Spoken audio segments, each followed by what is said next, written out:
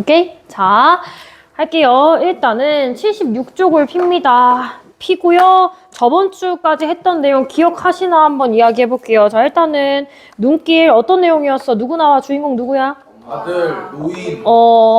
아들하고 노인, 그 다음에 누구 한 명 더, 아내 이렇게 나옵니다. 그 세 사람이 이제 등장을 하는데 남편이 슬슬슬 자기 어머니에 대한 사랑을 깨닫는 부분이었어. 그래서 어디까지가 우리가 했던 부분이냐면 우리 한번 이제 아내가 긁는 거지. 노인을 어떻게 긁었어? 어머니 그 옷장에 대해서 얘기해 주세요 해가지고 오케이 이야기했었지. 그러다가 결국에는 얘가 헛기침 해가지고 노인 어떻게 됐어? 자 잠깐 이제 그 상황이 무마가 됐지. 그 다음에 저녁이 된 거야. 밤에 장면부터 합니다 우리. 그래서 절정 부분부터 갈게요. 우리 위기까지는 했었죠? 기억나시죠? 네, 절정 볼게요. 저번에 했던 건데 우리 그때 했던 거 색깔 기억나니? 기억나니? 봐봐. 미리 써주면 빨간색이 어머니였어. 그 다음에 파란색이 나였습니다. 그 다음에 기타 중요한 거 노랑 중요. 그 다음에 연두색이 중요한 거 말고 형식이었어. 아시죠? 이해하시고 따라오십시오. 펜 지시고. 자, 앞에 봅니다. 위험한 고비는 그럭저럭 모두 지나가고 있었다라고 했습니다. 위험한 고비가 어떤 고비야? 지붕? 그거 말고 위험한 고기. 엄마?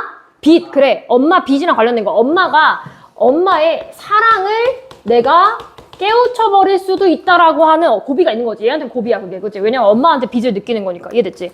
그래서 위험한 고비는 그럭저럭 지나가고 있었다. 나의 부담감을 드러내는 거죠. 저녁상을 드릴 때, 자 지금 시간이 바뀌었어요. 우리 그 얘기 앞에 있었던 그 얘기에서 시간이 지났어. 지금 저녁이야.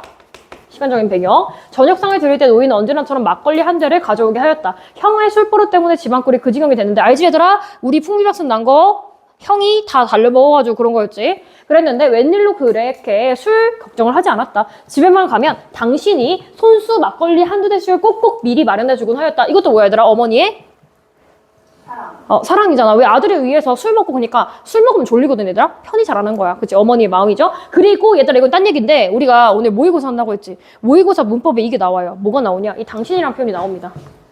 제가 저번 주에 잠깐 설명을 했었어요. 여기서 당신이라는 게 누굴 가리키는 표현이었지? 어머니. 근데 어머니를 가리키는데 당신 이거 뭡니까 할 때 그 당신이 아니었어. 높여줄 때 어머니가 자신을 부를 때 혹은 어머니를 지칭하기 위해서 당신께서는 그러니까 어머니한테 말할 때 엄마한테 뭔가 하고 싶은 말이 있어. 그랬을 때 엄마는 자기가 뭘 한다 그래? 하면 안 된다고요. 그걸 높여주는 표현이 당신이란 거였어. 어머니 당신께서 말하시는 점이랑 제가 말하고 싶은 점이랑 다릅니다. 이렇게 얘기를 해준다는 거야. 당신은 그 사람에 대해서 뭐 해주는 표현? 높여주는 표현이었어. 이따 모의고사에 나온다. 정신 차려. 그래서 이렇고 한 잔 마시고 잠이나 자라 이렇게 이야기해 줬습니다. 어머니의 사랑을 보일 수 있죠. 그러면서 낮잠부터 늘 잠자기를 권했다. 피곤할까 봐. 그래서 이날 저녁도 마찬가지로 자라고 했어. 잤어. 자, 그래 정 내일 아침으로 길을 나설라냐 했어. 자, 어머니 사실 아들 떠나는 게 싫어 좋아? 싫어요. 그쵸? 싫은데 어쩔 수 없이 잡을 수가 없으니까 이렇게 미연 섞인 말만 하는 거야. 자, 저녁상에 들어왔을 때 노인은 그렇게 조심스러운 목소리로 나의 내심을 한번 이제 건드려 본 거죠.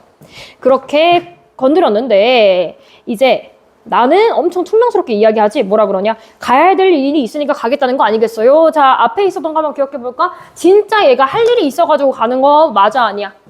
아니었어. 그냥 어머니가 빚이랑 관련된 얘기, 그 지분 고쳐달라는 이야기를 하니까 그것 때문에 어머니가 나한테 뭘 더 요구할까봐 그게 두려워서 일찍 집에 간다라는 내용이었습니다. 그죠? 그래서 나는 공연히 노인에게 짜증기 선 목소리로 퉁명스럽게 대꾸했다. 하니까 노인은 그것으로 그만이었다. 그래 알았다. 저녁이나 술이나 한잔하고 일찍 쉬거라 이랬습니다. 그래서 어쨌거나 자 여기 쭉 읽어보시면 돼요. 중요한 부분부터 볼게요. 어쨌거나 이제 위태로운 고비는 다 넘어가는 셈이었다라고 했어. 계속 지금 이야기하는 게 비슷한 말이지. 고비였어. 어떤 고비? 똑같지 아까 얘기했던 거랑. 위험한 고비. 가연아 어떤 고비야? 위험한 고비, 위태로운 고비. 내가 어머니의 뭐를 알게 되는 것? 사랑을 알게 되는 것, 눈떠라. 그럭저럭 거의 다 넘겨가고 있는 셈이었다. 눈을 붙였다 깨고 나면 그것으로 모든 건 끝난다. 지붕이고 옷 깨고 이상 신경을 쓸 것이 없었다. 자, 이 사람의 혼란을 알 수 있죠. 마음속으로 되게 거기에 대한 부담감을 느끼고 있다는 거 계속 나옵니다. 그죠? 그래서 노인에게 숨겨진 빈문서가 있을까? 하지만 이날 밤만 무사히 넘기고 나면 노인의 빈문서도 그걸로 영영 휴지가 되는 것이다. 휴지 조각이 되는 것이다. 의미 없는 것이 되는 것이다. 라는 거야. 잠이나 자자. 빚을 모고 잠들면 그만이다. 노인에게 빚은 내가 무슨 빚이 있단 말인가 했어. 그러니까 나는 어머니의 빚으로부터 어떻게 하고 싶은 마음? 벗어나고 싶은 마음이 있기 때문에 계속해서 되뇌인다라는 얘기였었죠. 그쵸? 같은 내용입니다. 자, 나는 제법 홀가분한 기분으로 눈을 감고 잠을 청했다. 술기 탓인지 알아란 잠기운이 이내 눈꺼풀을 덮어왔다. 자, 내가 잠에 들었어. 잠이 들락말락했어. 우리 친구들 그런 거 아니지? 자, 한데 얼마쯤 그렇게 아늑한 졸음기 속을 헤매고 나섰대였을까? 나는 웬일인지 문득 잠기가 옅어져 가고 있었다. 그리고 소리가 들리는 거지. 누구랑? 아내랑 노인, 우리 어머니랑 대화하는 목소리가 들렸다는 거예요.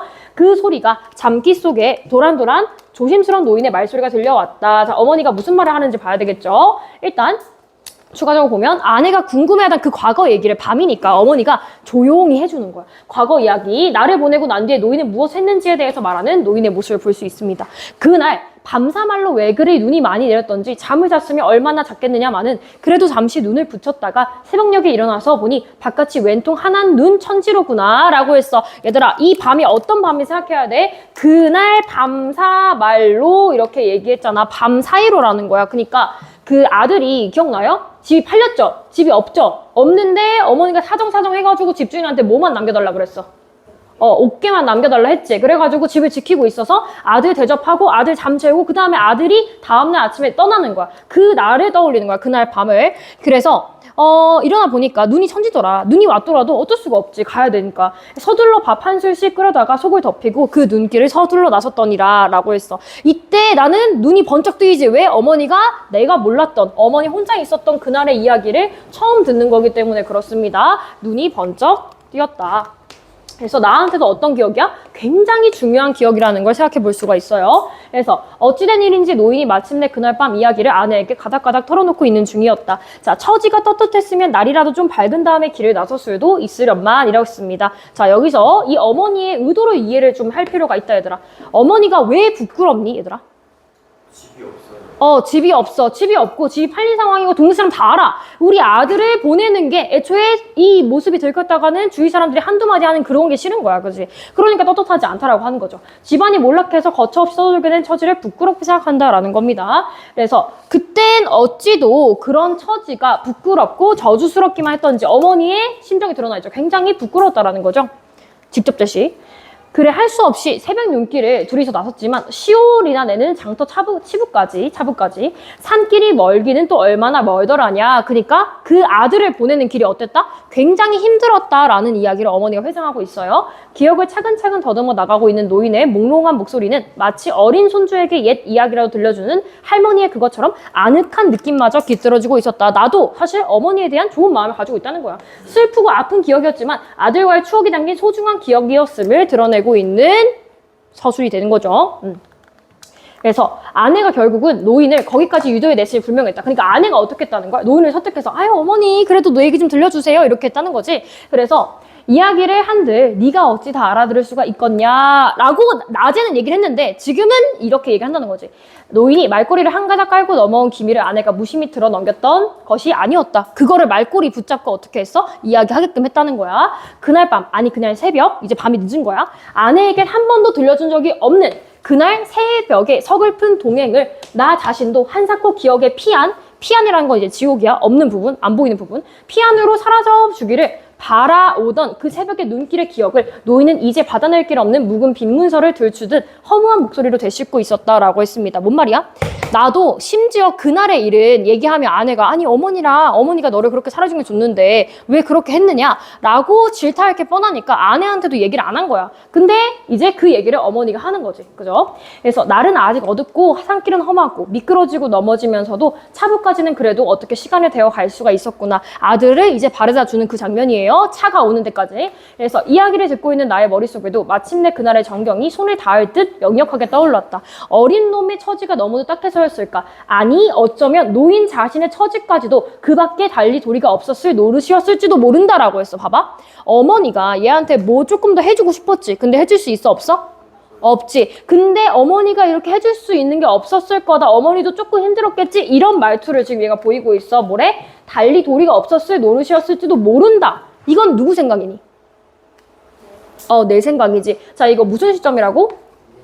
1인칭 주인공 시점의 특징이야. 얘가 지금 어머니의 생각에 대해서, 어머니의 마음가짐에 대해서 유추를 할 뿐 전반적으로 다 이야기해주지 않습니다. 얘 생각인 거예요. 1인칭 주인공 시점의 특징 확인하셔야 되고요. 동구 밖까지만 바래다 주겠다는 그 노인은 어떻게? 다시 뒷산에 있는 목까지, 잿길까지 나를 조금 더 바래다 주겠다라고 우겼고, 그 잿길에 올라선 다음엔 새 신장로가 날 때까지만 산을 함께 넘어가자 우겼다라고 했어. 뭐야? 왜 어머니가 나 계속 더 바래다 주겠다고 얘기해? 뭐 하니까? 아쉬우니까, 사랑하니까 라는 거 알 수 있죠. 그래서 그럴 때마다 한 차례씩 애실인 실랑이를 치르고 나면 노인과 나는 더 이상 할 말이 있을 수 없었다. 아닌 게 아니라 날이라도 조금 밝은 다음이었으면 좋았겠는데 날을 밝기를 기다려서 동네를 나서는 건 노인이나 나나 생각해 본 적도 없었을 것이다 라는 거죠. 왜? 아까 저거부터 같은 넬이잖아. 왜? 그렇지 얘들아? 집이 없어요. 집이 없어. 그치? 그게 사람들이 알게 된 게 너무 싫다라는 게 계속 나와. 이 소설은 얘들아 길지만 내용이 반복되고 있다는 거 아시겠죠? 빚이 있다느니 뭐 죄책감이 든다느니 그런 얘기야. 그래서 그나마 그 어둠을 타고 마을에 나서는 것이 노인이나 나나 마음이 편했다. 노인의 말 맞다나 미끄러지고 넘어지면서 내가 미끄러지면 노인의 나를 부축해서 일으키고 노인 넘어지면 내가 당신을 부축해 가면서 이때까지만 해도 이제 감정의 골이 크지 않았기 때문에 서로서로 사랑했죠. 근데 그렇게 말없이 신장로까지 갔어. 그러고도 아직 면소 차부까지는 길이 한참이나 남아있네. 나는 결국에 면소 차부까지도 노인과 함께 신장로를 걸었어. 아직도 날이 밝기 전이야. 굉장히 어둡지? 무거운 분위기. 하지만 그러고 우리는 어찌 되었던가? 우리가 누구? 우리의 관계. 나와 노인의 정확히 자식과 어머니의 관계는 어찌 되었던가? 어찌 됐니 얘들아? 이제 더 이상 만나지 않고 나빠졌죠. 내가 성인이 될 때까지 거의 찾아보지 않았으니까. 나는 차를 타고 떠나갔고 노인은 거기서 다시 어둠 속에 눈길을 되돌아서야 했다라고 했는데 여기서 중요한 거 봐봐. 나는 어머니랑 헤어지고 나서 어머니가 어떻게 되는지 알아 몰라? 모르지. 그치? 그 상황부터 듣고 얘가 이제 어머니의 사랑을 깨닫는 부분이야. 중요한 부분. 그래서 내가 알고 있는 것은 어디까지 뿐이었다? 거기까지 뿐이었다. 딱 얘기했어. 어머니가 그 나를 바래다 주고 나서 자기가 돌아가는 길은 어떻게 했을까? 집이 없는데 어디로 갔을까에 대해서는 모른다는 거야. 자, 그래서 모른다. 거기까지 뿐이었다. 다시 무슨 시점? 1인칭 주인공 시점. 나오는 게 얘들아 얼추 정해져 있어. 1인칭 주인공 시점이다. 확인될 수가 있겠고요. 쓰고 있니 얘들아? 쓰고 있는 거지. 그 다음에 노인이 그 후에 어떻게 길을 되돌아갔는지는 나로서도 잘 모르겠다. 아직 들은 바가 없었다. 노인을 길가에 두고 차로 올라선 그 순간부터 나는 차마 그 노인을 생각하기가 싫었어. 왜 생각하기가 싫었을까? 너무 미안하니까. 생각해봤자 슬프지, 안타깝지, 해줄 수 있는 것도 없고 노인의 처지가 나에게는 빚이 되기 때문이야. 무엇보다. 그래서 노인도 오늘까지 그날의 뒷이야기는 들려준 일이 없었다. 자, 어머니가 왜 안 들려줬겠니? 아들한테 패 끼치기 싫어서 무거운 짐을 주기 싫어가지고 얘기를 안 한 거야. 그죠? 그런데 노인은 웬일로 오늘사 그날의 기억을 끝까지 들여다보고 있었다. 어떻게 이렇게 장터거리로 들어서서 차부가 보일 만큼, 저만치 보일 만큼 데까지 가니까 마침 차가 불을 켜고 차부를 나오더구나. 급한 김에 내가 손을 휘 저어서 그 차를 세웠더니 그래. 그러니까 어떤 차냐? 아들이 차고 갈 차였어. 그 차인데 그 차를 멈춰 세우려고 한 거죠. 그 운전사란 사람들은 어찌 그리 길이 깊하고 마음이 깊하고 매정한 사람이 더구냐라고 했어. 왜? 아들을 나는 조금 더 길게 보고 싶은데 그거를 고려해야 하네? 안 한 상태로 그냥 차를 타고 떠나버리기 때문에 얘가 매정하다라고 얘기한 거야. 아들의 가는 모습을 조금이라도 더 보고 싶은 어머니의 마음인 거죠. 차를 미처 세우지도 못하고 덜그럭 눈 깜짝할 사이에 저 아그 누구니? 아들을 나를 훌쩍 태우고 이제 가버리더구나. 그래서 어머님은 그때 어떻게 하셨어요? 아내의 역할 보조자 매개였어. 어떤 매개? 나랑 어머니를 화해하게 하는 매개였어. 그런 매개의 질문을 계속 던지는 거야. 잠잠히 입을 다문 채 듣고만 있던 아내가 모처럼 한마디 끼어들어왔다. 나는 갑자기 노인의 다시 이야기가 두려워졌다. 왜 두려워졌어? 엄마가 그 얘기를 하면 내 마음이 흔들릴 것 같으니까 그런 거지. 혼자 남은 노인에 대한 미안함, 그동안 외면했던 어머니의 사랑을 확인하게 될 것에서 느끼는 두려움이라는 거죠. 아이나 눈을 뜨거라. 그래서 다음 이야기를 가로막고 싶었다. 하지만 나는 그럴 수가 없었다. 왜냐? 사지가 말을 들어주지 않았어요. 온몸이 마치 물먹은 것 솜처럼 무겁게 가라앉고 있었다. 몸을 어떻게 움직여볼 수가 없었다. 자, 얘 마음이 지금 외적으로 드러나는 거야. 신체적으로. 어머니에 대한 사랑을 느끼니까 죄책감이 느껴져서 하나도 움직일 수가 없었다라는 얘기를 하는 거예요. 그래서 형언하기 어려운 어떤 달콤한 슬픔? 달콤한 피곤기? 같은 것들이 나를 아늑게 감싸오고 있었다. 봐봐요. 달콤한 슬픔, 달콤한 피곤기 이랬어요. 긍정, 부정, 긍정, 부정 같이 왔어요. 이거 무슨 법일까, 얘들아? 역설법이야. 왜 역설법이 쓰였을까? 자, 한편으로 달콤해. 뭐가 달콤할까? 사실은. 달콤한 거 있어요, 여기서. 어머니의 사랑이 달콤한 거지. 어머니의 사랑이 포근하고 달콤한데 거기서 오는 나의 뭔가 죄책감이라든지 그런 게 느껴져서 피곤기하고 슬픔이 느껴지는 거야. 나의 죄책감. 그래서 어머니의 사랑을 깨달아가는 나의 실미를 역설적으로 표현하고 있죠. 어떻게 하기는 넋이 나간 사람 마냥 어둠 속에 한참이나 찾기만 바라보고 서 있을 수밖에야. 그 허망한 마음을 어떻게 다 말할 수가 있을 거나. 자, 봐봐요. 차가 가요. 어머니 여기 있죠. 어머니의 마음 어때? 굉장히 안타깝고 그리고 허망하고 그런 마음인 거죠. 그래서 어머니의 마음이 직설적으로 어머니가 자기 얘기하는 거니까 직설적으로 드러나 있습니다. 허망한 마음을 가지고 있고요. 노인은 여전히 옛 이야기를 하듯 그 차분하고 아득한 음성으로 그날의 기억을 더듬어 나갔다. 한참 그러고 서 있다 보니까 찬바람에 정신이 좀 되돌아왔어요. 정신이 들어보니까 갈 길이 세상 허망스럽지 않았거든요. 이제 아들도 없고 되돌아갈 집도 없고 난 어디로 가야 되지? 이런 생각이 든 거야. 그래서 아들과 함께 걸었던 일을 혼자 걸어야 되는 외롭고 허망한 마음 드러나 있습니다. 지금까지는 그래도 저하고 나하고 둘이서 함께 헤쳐온 길인데 그 길을 늙은 것 혼자서 되돌아가려니 게다가 날도 어둡지. 이러고도 암만 해도 길을 되돌아갈 수가 없어서 차부를 찾아 들어갔어. 한식경이나 차부한 나무 걸상에 웅크리고 앉아 있으려니까 그제서 동력 하늘이 환해져 오더구나. 그러니까 해가 뜰 때까지 여기 계속 있었던 거야, 정류장에. 그래서 혼자 서두를 수도 없는 길을 서둘러 나셨는데 그때 일만 언제까지도 잊힐 수가 없을 것 같더라. 자, 어떤 일? 길을 이제 혼자 집에 가는 거죠. 자, 길을 혼자 되돌아가던 그때 일을 말씀이세요. 눈길을 혼자 걸어가다 보니, 자, 우리 눈길 의미 이따 조금 이따 정리할 거예요. 이 눈길이 어떤 의미야? 어머니가 굉장히 외롭지. 외롭고 힘들고 고달픈 이 돌아가는 길인데 넓게 보았을 때는 어머니의 무슨 길일까? 인생길이야. 어머니의 인생길 힘들겠지. 이제 자식도 없고 자기 혼자 먹고 살아야 되고 그 과정이 눈길처럼 험하다라는 거를 암시적으로 보여주는 거예요. 그래서 그 길에는 아직도 우리 둘만고는 아무도 지나간 사람이 없어. 이렇게 이른 아침에 왔다는 것 자체가 이 부자의 부자가 아니죠. 모자의 모습을 어떻게 더 안타깝게 보여주는 거야. 그래서 눈발이 그친 뒤에 저 신장로 눈 위에 저하고 나하고 둘이 걸어온 발자국만 있었다. 그 발자국을 보니까 더 안타까웠다라는 거죠. 그래서 밑에 다음 쪽에 보면은 그래서 어머님은 그 발자국 때문에 어떻게 했다? 아들 생각이 더욱더 간절하셨겠네요 라고 했어. 일부러 그렇게 얘기하는 거지. 이거는 누가 얘기하는 거라고? 아내가 이야기하는 거여서 아내 그때 보라색으로 하기로 했었지. 간절히 이야기하겠네요 라는 거야. 그래서 내가 어머니의 사랑을 깨닫게 되기를 바라면서 과거 얘기를 계속하고 있습니다. 그죠? 그래서 간절하다 뿐이었겠냐? 자, 지금부터 내가 모르던 이야기가 나오는 거야. 어머니의 심성을 내가 직접 듣는 거죠. 신장로를 지나고 산길을 들어서고도 굽이굽이 돌아온 그 몹쓸 발자국. 자, 몹쓸 발자국. 왜? 아들의 발자국이 보이니까 보고 싶어, 안 보고 싶어? 보고 싶다라는 거지, 그지?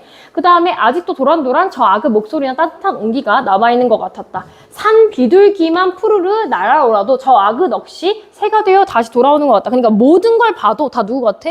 아들같이 느껴졌다라는 거예요. 그래서 나무들이 눈을 쓰고 있는 것만 봐도 뒤에서 그 아그 모습이 튀어나올 것 같다. 그래서 하다 보니 나는 굽이굽이 그 외지기만 한 길을 저 아그 발자국만 따라 밟고 왔더느라. 내 자서가 너하고 둘이 온 길, 너와 함께 살아온 길을 이제는 어떻게 가야 돼? 혼자 가야 돼.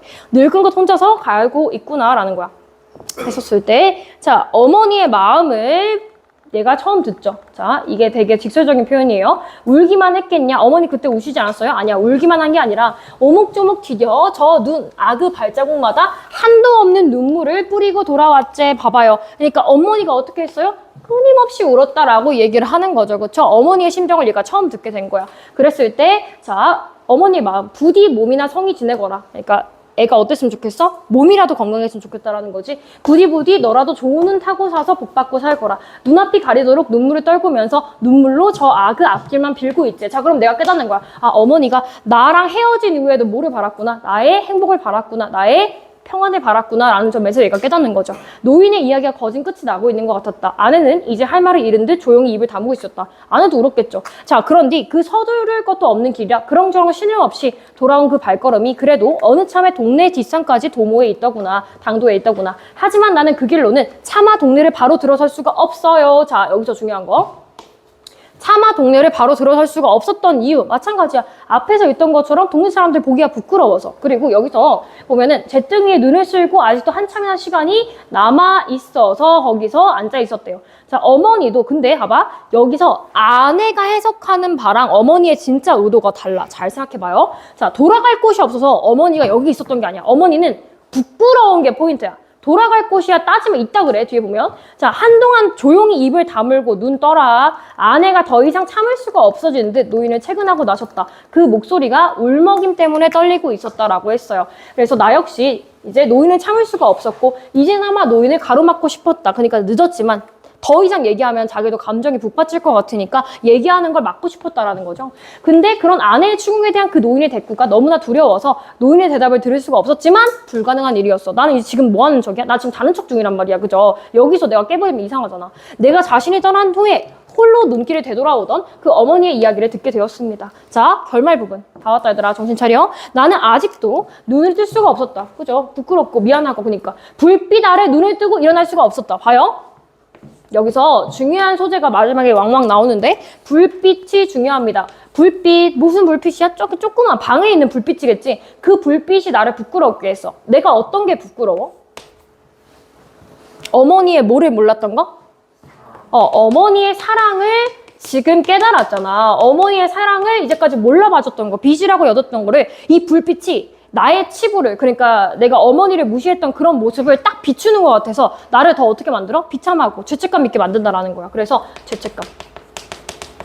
그래서 불빛이 나의 뭐를 자극시켜? 불빛이 나의 부끄러움을 자극시킨다. 그렇게 기억하시면 되겠어요.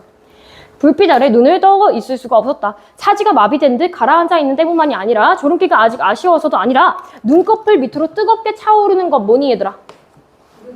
눈물. 자, 눈물이 난다는 거죠. 어머니의 처지를 들으니까. 그래서 어머니의 사랑을 외면한 것에 대한 뭐가 있다? 미안함과 죄책감, 부끄러움과 반성의 눈물이 있다라고 얘기할 수 있겠습니다. 그죠? 그래서 아내와 노인 앞에 보일 수가 없었어. 그것이 너무나도 부끄럽기 때문이다. 뭐가 부끄러워? 나의 이런 모습이, 나의 이런 상황이 어머니에 대한 나의 생각의 변화를 보여줍니다. 자, 노인에게 매정하게 대했던 지난 날에 대한 반성이 드러나고 있습니다. 그래서 앞에서 있었던 화자의 태도하고 뒤에 있는 화자의 태도하고 비교하시면 되겠다라는 겁니다.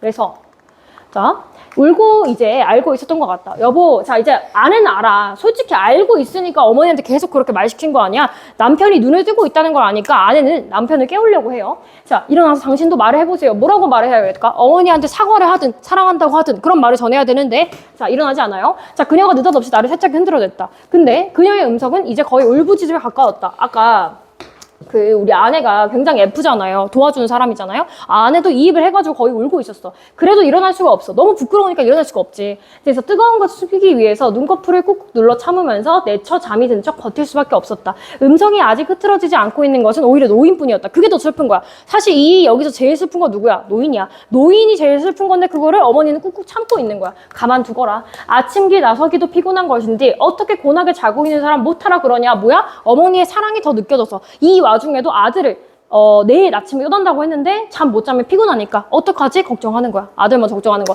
그지? 그래서 노인이 일단 아내의 행동을 말려두고 나서도 아직도 옛 얘기를 하는 듯한 아득하고 차분한 음성으로 당신의 남은 이야기를 끝맺어가고 있었다. 그런데 중요한 거. 이것만은 너가 좀 잘못 안 것 같구나. 별표에 이것이 뭐니? 아내가 착각한 거.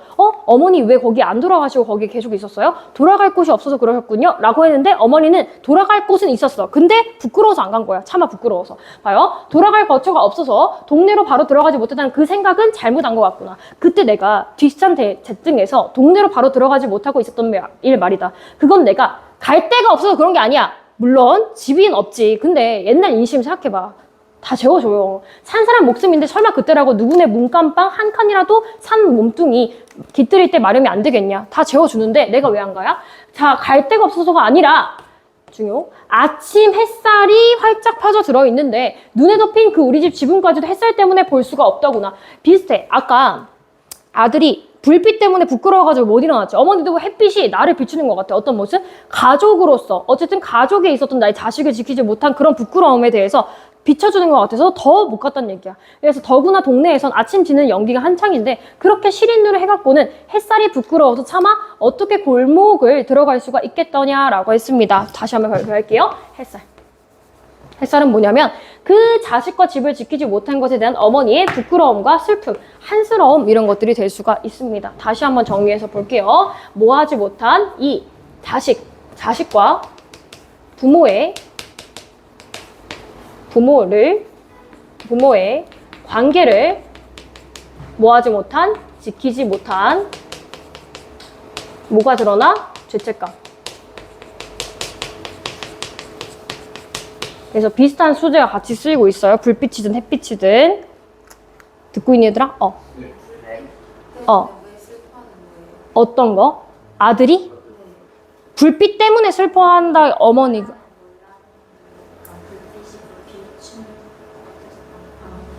이해됐어요? 정신 차려. 자, 얘들아. 듣고 있지? 정신 차려라.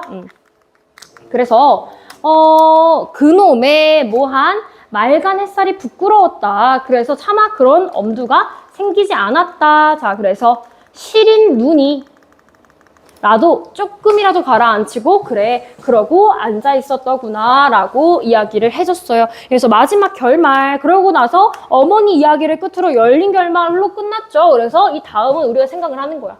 그래서 부끄러웠다. 어떻게 했다. 열린 결말.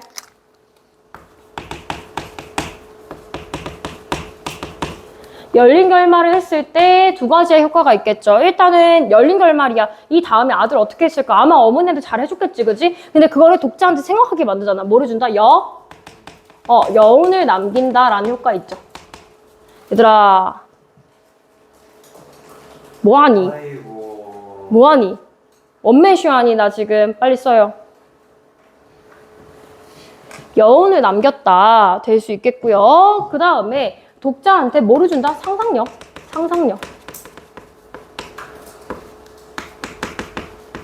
상상력을 부여해서 생각하게 만들더라 라는 겁니다. 되셨죠?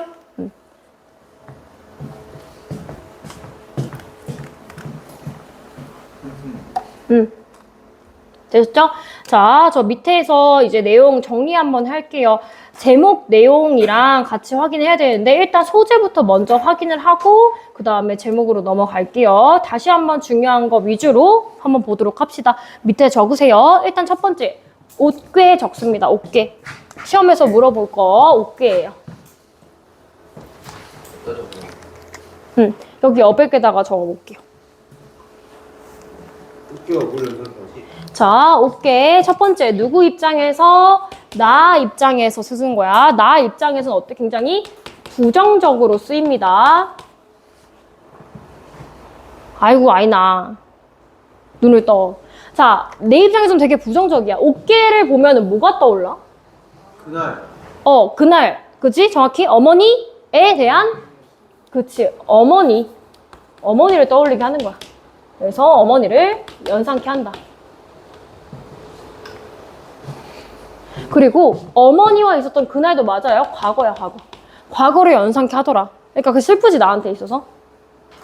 옥괴만 보면 어머니가 나를 위해서 해줬던 그날의 사랑이 떠올리면 슬프다는 거야. 어머니, 즉 과거를 연상케 한다. 그 다음에 두 번째. 그래서 누구에 대한 빚이 있니? 어머니, 그치. 어머니에 대한 누구? 나의 빚을 떠올리게 한다. 내가 다시 쓸게요. 어머니에 대한 뭐를 나의 뭐? 빚 때문에. 이 자체가 나의 빚을 떠올리게 한다. 어디? 어머니와 과거를 연상케 한다.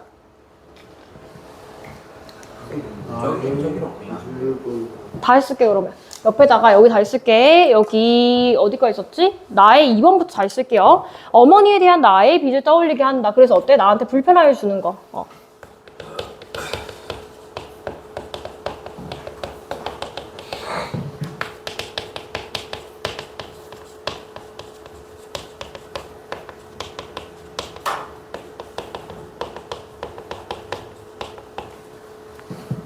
어머니에 대한 나의 빚을 떠올리게 해서 불편함을 주고 그 다음에 세 번째 얘들아 외우면서 써야 된다.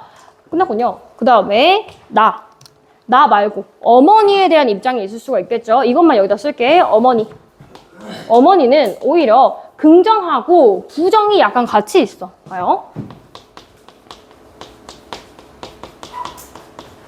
일단 첫 번째, 뭐가 있을까? 아들에 대한 뭐가 있니? 아들에 대한 배려와 사랑.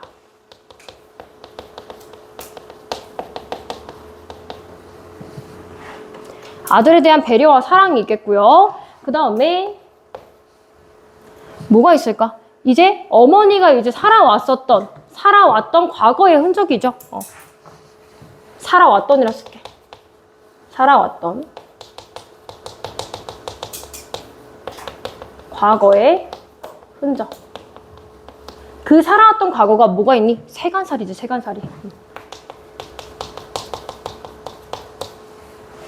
그래서 어머니의 나름의 신조가 있잖아. 사람이 사는 집에는 뭐가 있어야 돼? 옷장, 어깨가 있어야 된다. 세간살이의 흔적이 있고요. 그 다음에 어머니의 이 나름의 신조죠. 말을 좀 바꾸면 어머니의 마지막 자존심이야. 이 집이 있다라고 하는 어머니의 마지막 자존심.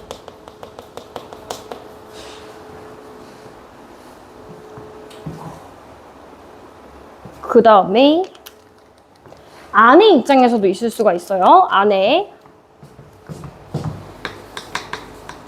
자, 아내 입장에서는 밑에 내릴게. 일단은 이 어깨를 통해서 어머니의 뭐를 이끌어내? 마음. 진심을 이끌어내는. 그래서 진심을 이끌어내서 결국 두 사람을 뭐하게 만드는 거야? 화해지. 화해를 이끌어내는 소재. 화해를 이끌어내는 소재. 되고요. 그 다음에 두 번째. 누구랑 누구? 남편이죠. 내 입장에서는. 나하고 시어머니, 그러니까 어머니의 관계를 회복시키는 매개체가 된다. 관계 회복 매개체.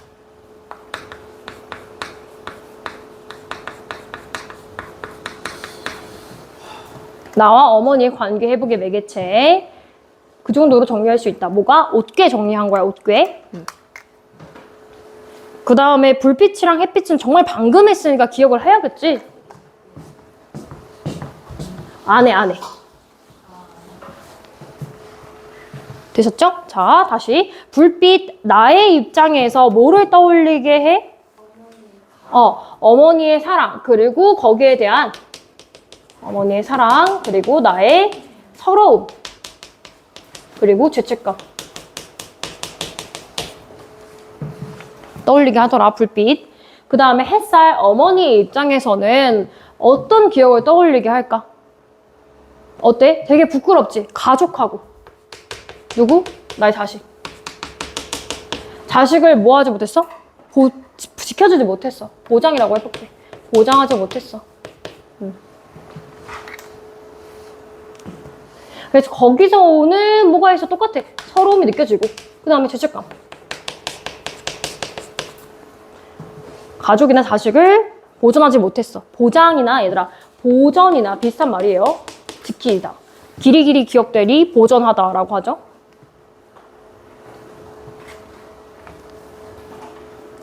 되셨겠죠? 그래서 이 눈길의 중심적인 상징을 받고 우리가 맨 앞장으로 넘어가야 되는데 아이니는 아마 없을 거예요. 여기다 그대로 쓰세요. 이 페이지에 아이니만 눈길 그대로 쓰시고요. 우리 친구들은 맨 앞쪽으로 넘어갑니다. 눈길 첫 번째 장이 있죠? 그쪽으로 넘어갈게요. 네.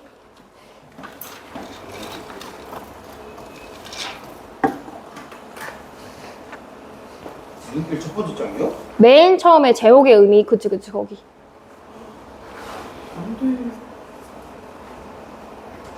몇 쪽이야? 33쪽. 저 넘어갈게요.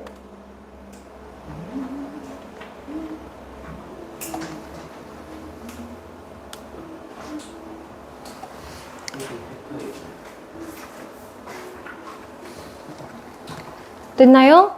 저 지워도 돼요? 여기다가 그냥 남는 데다 안 여백에다 적어주면 될 것 같아. 눈길.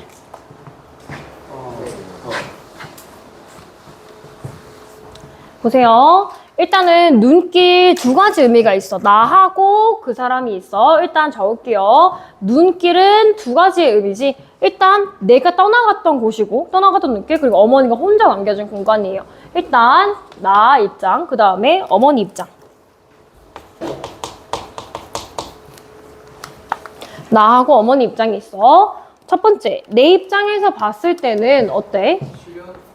내가 과거에 되게 힘들었잖아. 그때 집도 잃고 어머니도 이제 나랑 헤어지게 되고 시련과 이 정도 보이니? 친구들 보여 안 보여? 시련 그 다음에 고통의 과거야. 즉 얘들아 유년 시절이야. 유년 시절 어렸을 때. 그리고 이거랑 달라. 얘가 그리고 나서 집에 안 가고 얘 혼자 따로 살았잖아. 거기서 오는 뭐가 있어? 자기가 열심히 살아가지고 어떻게 했니? 자기 혼자 다 해먹고 살고 그 다음에 나중에 가면 형이 죽잖아. 그래서 그 형수랑 자식도 자기가 키워내잖아. 그렇지? 그런 모습에서 내가 어떤 과거야? 조금 컸지만 자수성가라고 하죠. 자기가 열심히 해서 자기가 스스로 한 거야. 자수성가한 어때? 고난의 삶. 고난의 삶. 즉 얘는 뭐야? 성년 시절이야. 어느 정도 컸을 때. 성년. 그리고 좀 나이가 들었잖아, 이 사람도 약간. 그런 고통의 과거를 나타낸다. 이게 약간 나에게 있어서 부정적인 거죠. 그리고 어머니는 지금 다 비슷한 게 긍정하고 부정이 동시에 낼 수 있어. 긍정, 부정. 그래서 어머니도 물론 힘들었던 과거가 드러나. 똑같아. 시련하고 고통의 과거죠. 시련하고 고통의 과거. 즉 가정이 붕괴되었다라고 하는 그 과거의 고통을 나타내는 거죠.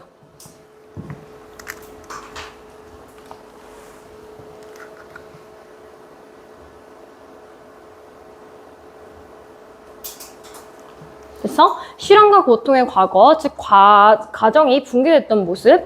그 다음에 어머니가 그 길을 걸어오면서 어떤 마음이 들었어? 엄청 참은 거지. 자기도 힘들 텐데 참은 거야. 인고라고 하죠. 참는 거. 인고의 삶.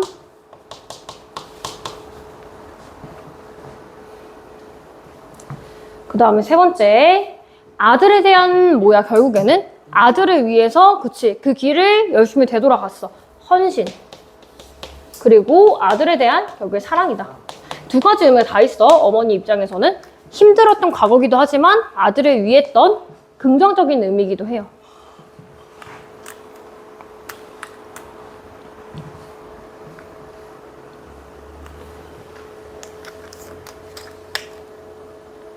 그래서 이런 것들을 볼 수 있겠더라라는 얘기입니다. 그래서 눈길은 이렇게 해서 마무리하고요. 저번 시간에 메인 얘기를 다 하고 지금 결말 파트만 조금 더 한 거기 때문에 좀 보시면 되겠고요. 저 넘어가도 되나요? 학습 활동으로 가도 돼요?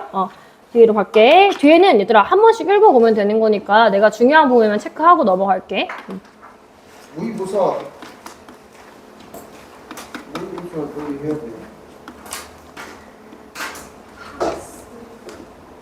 자, 학습 활동에 있는 거 얘들아 읽어야 된다고 했다. 내가 안 읽으면 안 된다. 다 정리하는 거라고 했어. 왜냐면 학교에서 시험을 낼 때 여기 있는 문장을 바탕으로 해서 선지를 활용해서 내요. 읽어보셔야 돼요. 그래서 눈길에 등장하는 주요 인물의 관계 여기 한번 읽어보시고요. 그 다음에 옆에 오른쪽 넘겨요. 봐봐 보시면 옥계가 지니는 의미 별표. 아까 방금 전에 정리했지. 옥계의 의미 내 입장에서 본 거랑 그 다음에 어머니 입장에서 본 거, 그 다음에 또 아내 입장에서 본 게 어떤 의미인지 잘 알고 계셔야 됩니다. 별표 한번 하세요. 별표하고 넘어갈게. 방금 전에 읽었으니까. 별표. 그 다음에 밑에 어머니와 눈길이 나이가 어떤 의미 지니냐 별표 똑같아. 방금 전에 썼지? 중요해. 학습 활동도 한 번 더 나눴어. 얘밖에 물어볼 게 없어 시험에서. 그 다음에 밑에 이건 좀 보자. 좀 같이 볼게. 시점에 대한 얘기야. 앞에서는 무슨 시점이었지? 1인칭 주인공 시점이었어. 그래서 나는 그 노인의 얼굴에서는 아내에게 같은 원망기 같은 거를 펼쳐볼 수가 없었다. 그리고 밑에 나는 그 너무나도 간단한 노인의 체념에 오히려 짜증이 났다. 내가 짜증이 났다. 내가 짜증이 났다는 얘기를 내가 직접 얘기하는 거잖아. 무슨 제시니? 직접 제시. 이건 직접 제시지. 행동이 아니잖아. 내가 얘기하는 거니까 직접 제시죠. 직접 제시. 직접 제시 아시죠? 착하다, 나쁘다, 기분 나쁘다 대놓고 드러내는 거 직접 제시. 간접적으로 행동이나 대사를 통해서 보여주는 거 간접 제시. 근데 이거를 내가 바꿨어. 만약에 자, 담배통에 풍년초를 물러담고 있는 어머니의 얼굴에는 그의 아내에게서 나타나는 원망스러운 표정을 찾아볼 수가 없었다. 그 다음에 마지막 줄에 보면 그는 이랬어. 어머니의 반응에 짜증스러운 표정을 지으면서 아내의 앞에서 이제 일어섰다라고 했어. 짜증스러운 표정을 지었대. 얘들아 이거 무슨 시점일까? 1인칭 주인공 시점을 지금 3인칭 따지면 3인칭 관찰자 시점으로 바꾼 거야. 그렇게 바꿨으니까 내가 주인공이었던 나도 그처럼 해석을 하고 어떻게 앞에서는 짜증났다고 대놓고 얘기했는데 여기서는 짜증이 난 것 같은 표정을 지었다. 이거 행동이잖아, 그치? 그러니까 상대적으로 이 표정만 봤을 때는 간접 제시에 가깝다 이렇게 얘기할 수 있지. 간접 제시.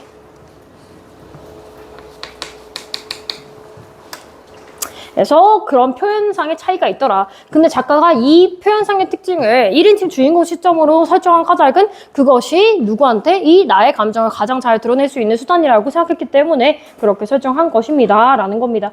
됐고요.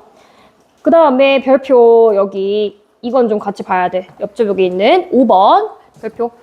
우리 문학이라고 하는 것을 관찰하는 데 있어가지고 여러 가지 시점이 있을 수도 있다고 했어. 근데 그 중에 하나가 다른 거를 가지고 와서 외부적인 요소를 가지고 와서 해석하는 거야. 보세요. 눈길은 이청준의 경험을 바탕으로 이청준의 눈길이라는 소설을 우리가 본 거잖아. 잠깐은 실제로 형으로 인해서 집안에 몰락을 겪었고 어머니와 서먹한 관계를 유지했다. 이건 뭐야? 약간 자기의 자화담이 들어있는 거야. 자화담. 자기의 이야기. 그래서 눈길은 그러니까 나 혼자 쓴 소설이 아니라 내 어머니와 아내 셋이서 함께 쓴 소설이다. 왜? 내 아내와 내 어머니의 이야기를 하는 거니까, 그죠? 그래서 오랜 세월 가려져온 그 새벽 헤어짐 이후에 두려운 사연을 당신의 삶 속에 간직해온 어머니나 그 헌 옥계에 담긴 서러운 사연을 실마리 삼아 이끌어낸 그 무고한 아픔의 실체를 드러내준 우리 아내가 아니었다면 이 소설은 쓰이지 않았을 것이다. 거의 잦은 소설이야. 자기 아내가 진짜 어머니한테 그런 사랑을 드러낼 수 있게끔 한 계기가 있었나 보죠. 그래서 이런 걸 봤을 때 눈길의 인물, 사건, 배경, 작품에 반영된 작가의 경험 등이 형상화하고 있는 작품의 주제는 결국에 어머니의 무한한 사랑에 대한 깨달음과 인간적인 화해라고 볼 수 있다라고 하는데요. 이런 걸 바탕으로 해서 해석하는 시점이 있어. 자, 작가의 경험을 바탕으로 해석하고 있다. 무슨 관점이지? 표현론적 관점이지. 기억나시죠? 표현론적 관점.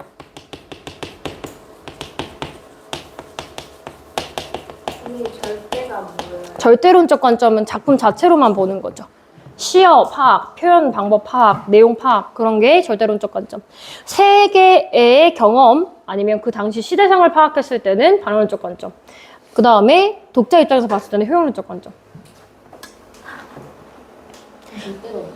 절대는 그 자체만으로 보는 거 있잖아. 작품 자체로 보는 거. 이 작품에서는 뭐 1인칭 주인공 시점이 실렸다 어쩌고저쩌고 이런 거. 됐고요. 그래서 이렇게 마무리를 할 수가 있겠다, 얘들아. 눈길이라는 소설 중요하니까 잘 정리해 두시고요. 우리는 저번 주에 했던 걸 지금 마무리한 거예요. 우리 어디로 가냐? 모의고사로 갑니다. 자, 모의고사 안 돼요. 자, 그럼 안 되겠다. 이제 8시 56분이야. 4분만 쉬었다가 마저 할 테니까 정신 좀 차려, 얘들아. 나 앞에서 미칠 것 같아. 너네들 표정 보면. 모의고사 제가 아까 다 드렸죠? 그 프린트에 있습니다. 자, 모의고사 합시다. 근데 펜을 던지지 말고 잡으라 그랬는데. 일단은 봐봐. 2개의 문 비문학이 같이 들어있어. 비문학. 문제문이 아니라. 자, 비문학이 같이 들어있는데 가나 파트를 여러분들이 같이 융합해서 좀 보셔야 돼요. 일단은 비문학을 할 때 우리 친구들은 기억을 하겠지. 나랑 수업을 좀 한 친구들은. 뭐부터 해야 될까? 나눠요. 뭐를? 행.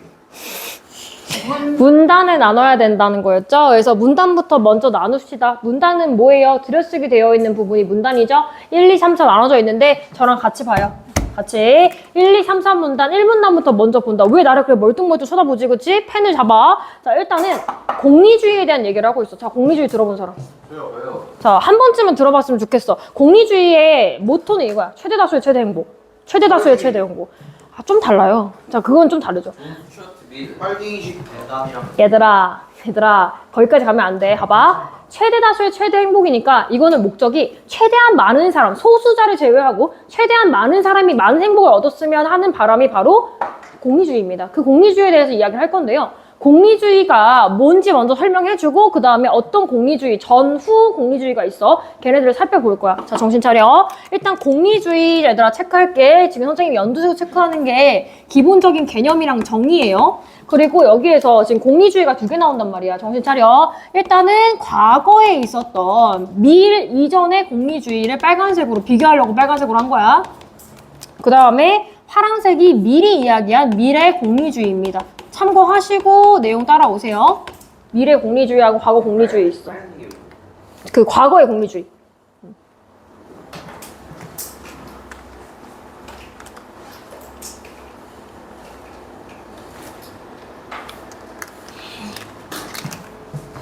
자, 네. 저 볼게요. 저 들어가도 돼요? 준비됐니? 자, 공리주의는 일단 공리주의 개념 우리 메인 단어 체크. 공리주의는 공리의 실천을 통한 포인트. 이게 얘네들의 목표라고 했어. 최대 행복의 원리. 최대한 많은 사람이 행복해지고 싶은 게 공리주의야. 알겠지? 그래서 중시한다. 근데 여기서 너네들이 공리주의라고 했을 때 공리를 모를까봐 설명을 해주고 있어. 공리라, 나 공리는 이런 거구나. 이익과 효용을 뜻하는 것이다. 얘들아, 이익은 알겠지? 효용은 내가 나한테 만족감을 주는 거. 어쨌든 이익이야, 이것도. 나한테 득이 되는 거. 그런 걸 효용이라고 하죠. 그래서 여기서 공리라고 하는 것의 원래 의미는 결국에 공공의 이익이야. 많은 사람이 행복해진다며. 그지? 내가 공공적으로 최대한 어떤 선택을 했을 때 많은 사람이 행복해지면 그게 공리주의가 되는 거야. 알겠어? 중간에 이해 안 되면 손 들어야 돼. 이익과 효용을 우리가 공리라고 하는데 이 공리주의에서 행복이라고 하는 것은 결국에 공리주의에서 말하는 행복은 어떤 거야? 어떤 게 행복이야? 많은 사람이 이익을 많은 사람들이 이익을 얻는 거 최대 다수 최대 행복이라고 얘기하죠. 그래서 행복은 뭘 하는 거냐면 개인의, 여기서 행복이라는 건 개인의 쾌락이 아니라, 봐봐요, 고통을 피하고 쾌락을 추구하는 것이며 또 개인의 쾌락이 아니라 개인의 행위와 관련된 사회 구성원의 쾌락도 고려하는 것이다. 포인트는 사회에 있어요. 그래서 기본적으로 내 행복을 고려를 하는데 내 행복 플러스 최대한 많은 사람이 행복해지는 게 포인트야. 알겠어? 그치? 그런 걸 우리가 공리주의라고 합니다. 이해되셨죠? 그래서 우리가 어떻게 할 거냐. 각 문단별로 내용을 정리할 필요가 있어서 제가 친절하게 프린트를 따로 드렸죠? 프린트 하나 더 드렸어요. 있는지 봐세요. 자, 빈칸 있는 거 있어요. 옆에 놔두세요. 모의고사 옆에 놔둬. 쓰면서 할 거야. 자, 일단 1문단 내용 정리해 볼게. 정리하면서 머릿속에 정리해. 자, 공리주의라고 하는 것은 우리가 뭐라고 얘기할 수 있었어? 최대 다수의 최대 행복. 근데 여기서 있는 포인트만 쓸게요. 최대 행복을 추구하는 것이었어. 되셨지? 공리주의는 최대 행복이야. 최대 행복 다 쓸게. 최대 행복.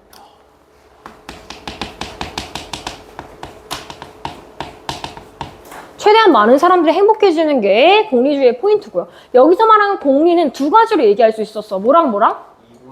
공공의 이익하고 효용이라고 했어. 정리되지, 얘들아? 그 다음에 행복은 어떻게 행복해지는 거야? 뭐를 추구했을 때? 고통을 피하고 쾌락을 추구하는 거. 즉, 뭐를 추구하는 거? 공리를 추구하면 된다는 거야. 그치? 공리 추구. 그래서 쾌락, 고통 X, 쾌락 동그라미.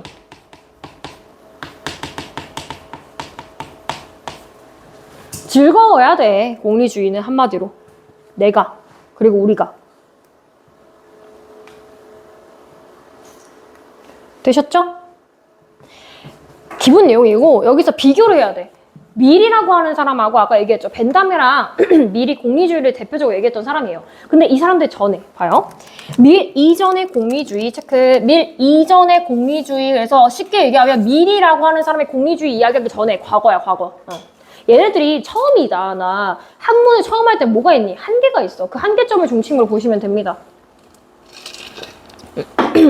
모든 쾌락이 측정 가능하고 그 원천에 상관없이 동질적인 뭐로 포인트? 단지 양에서만 차이가 나는 뭐가 있대? 양적 공리주의를 주장했대. 양적 쾌락주의, 즉 이게 공리주의야?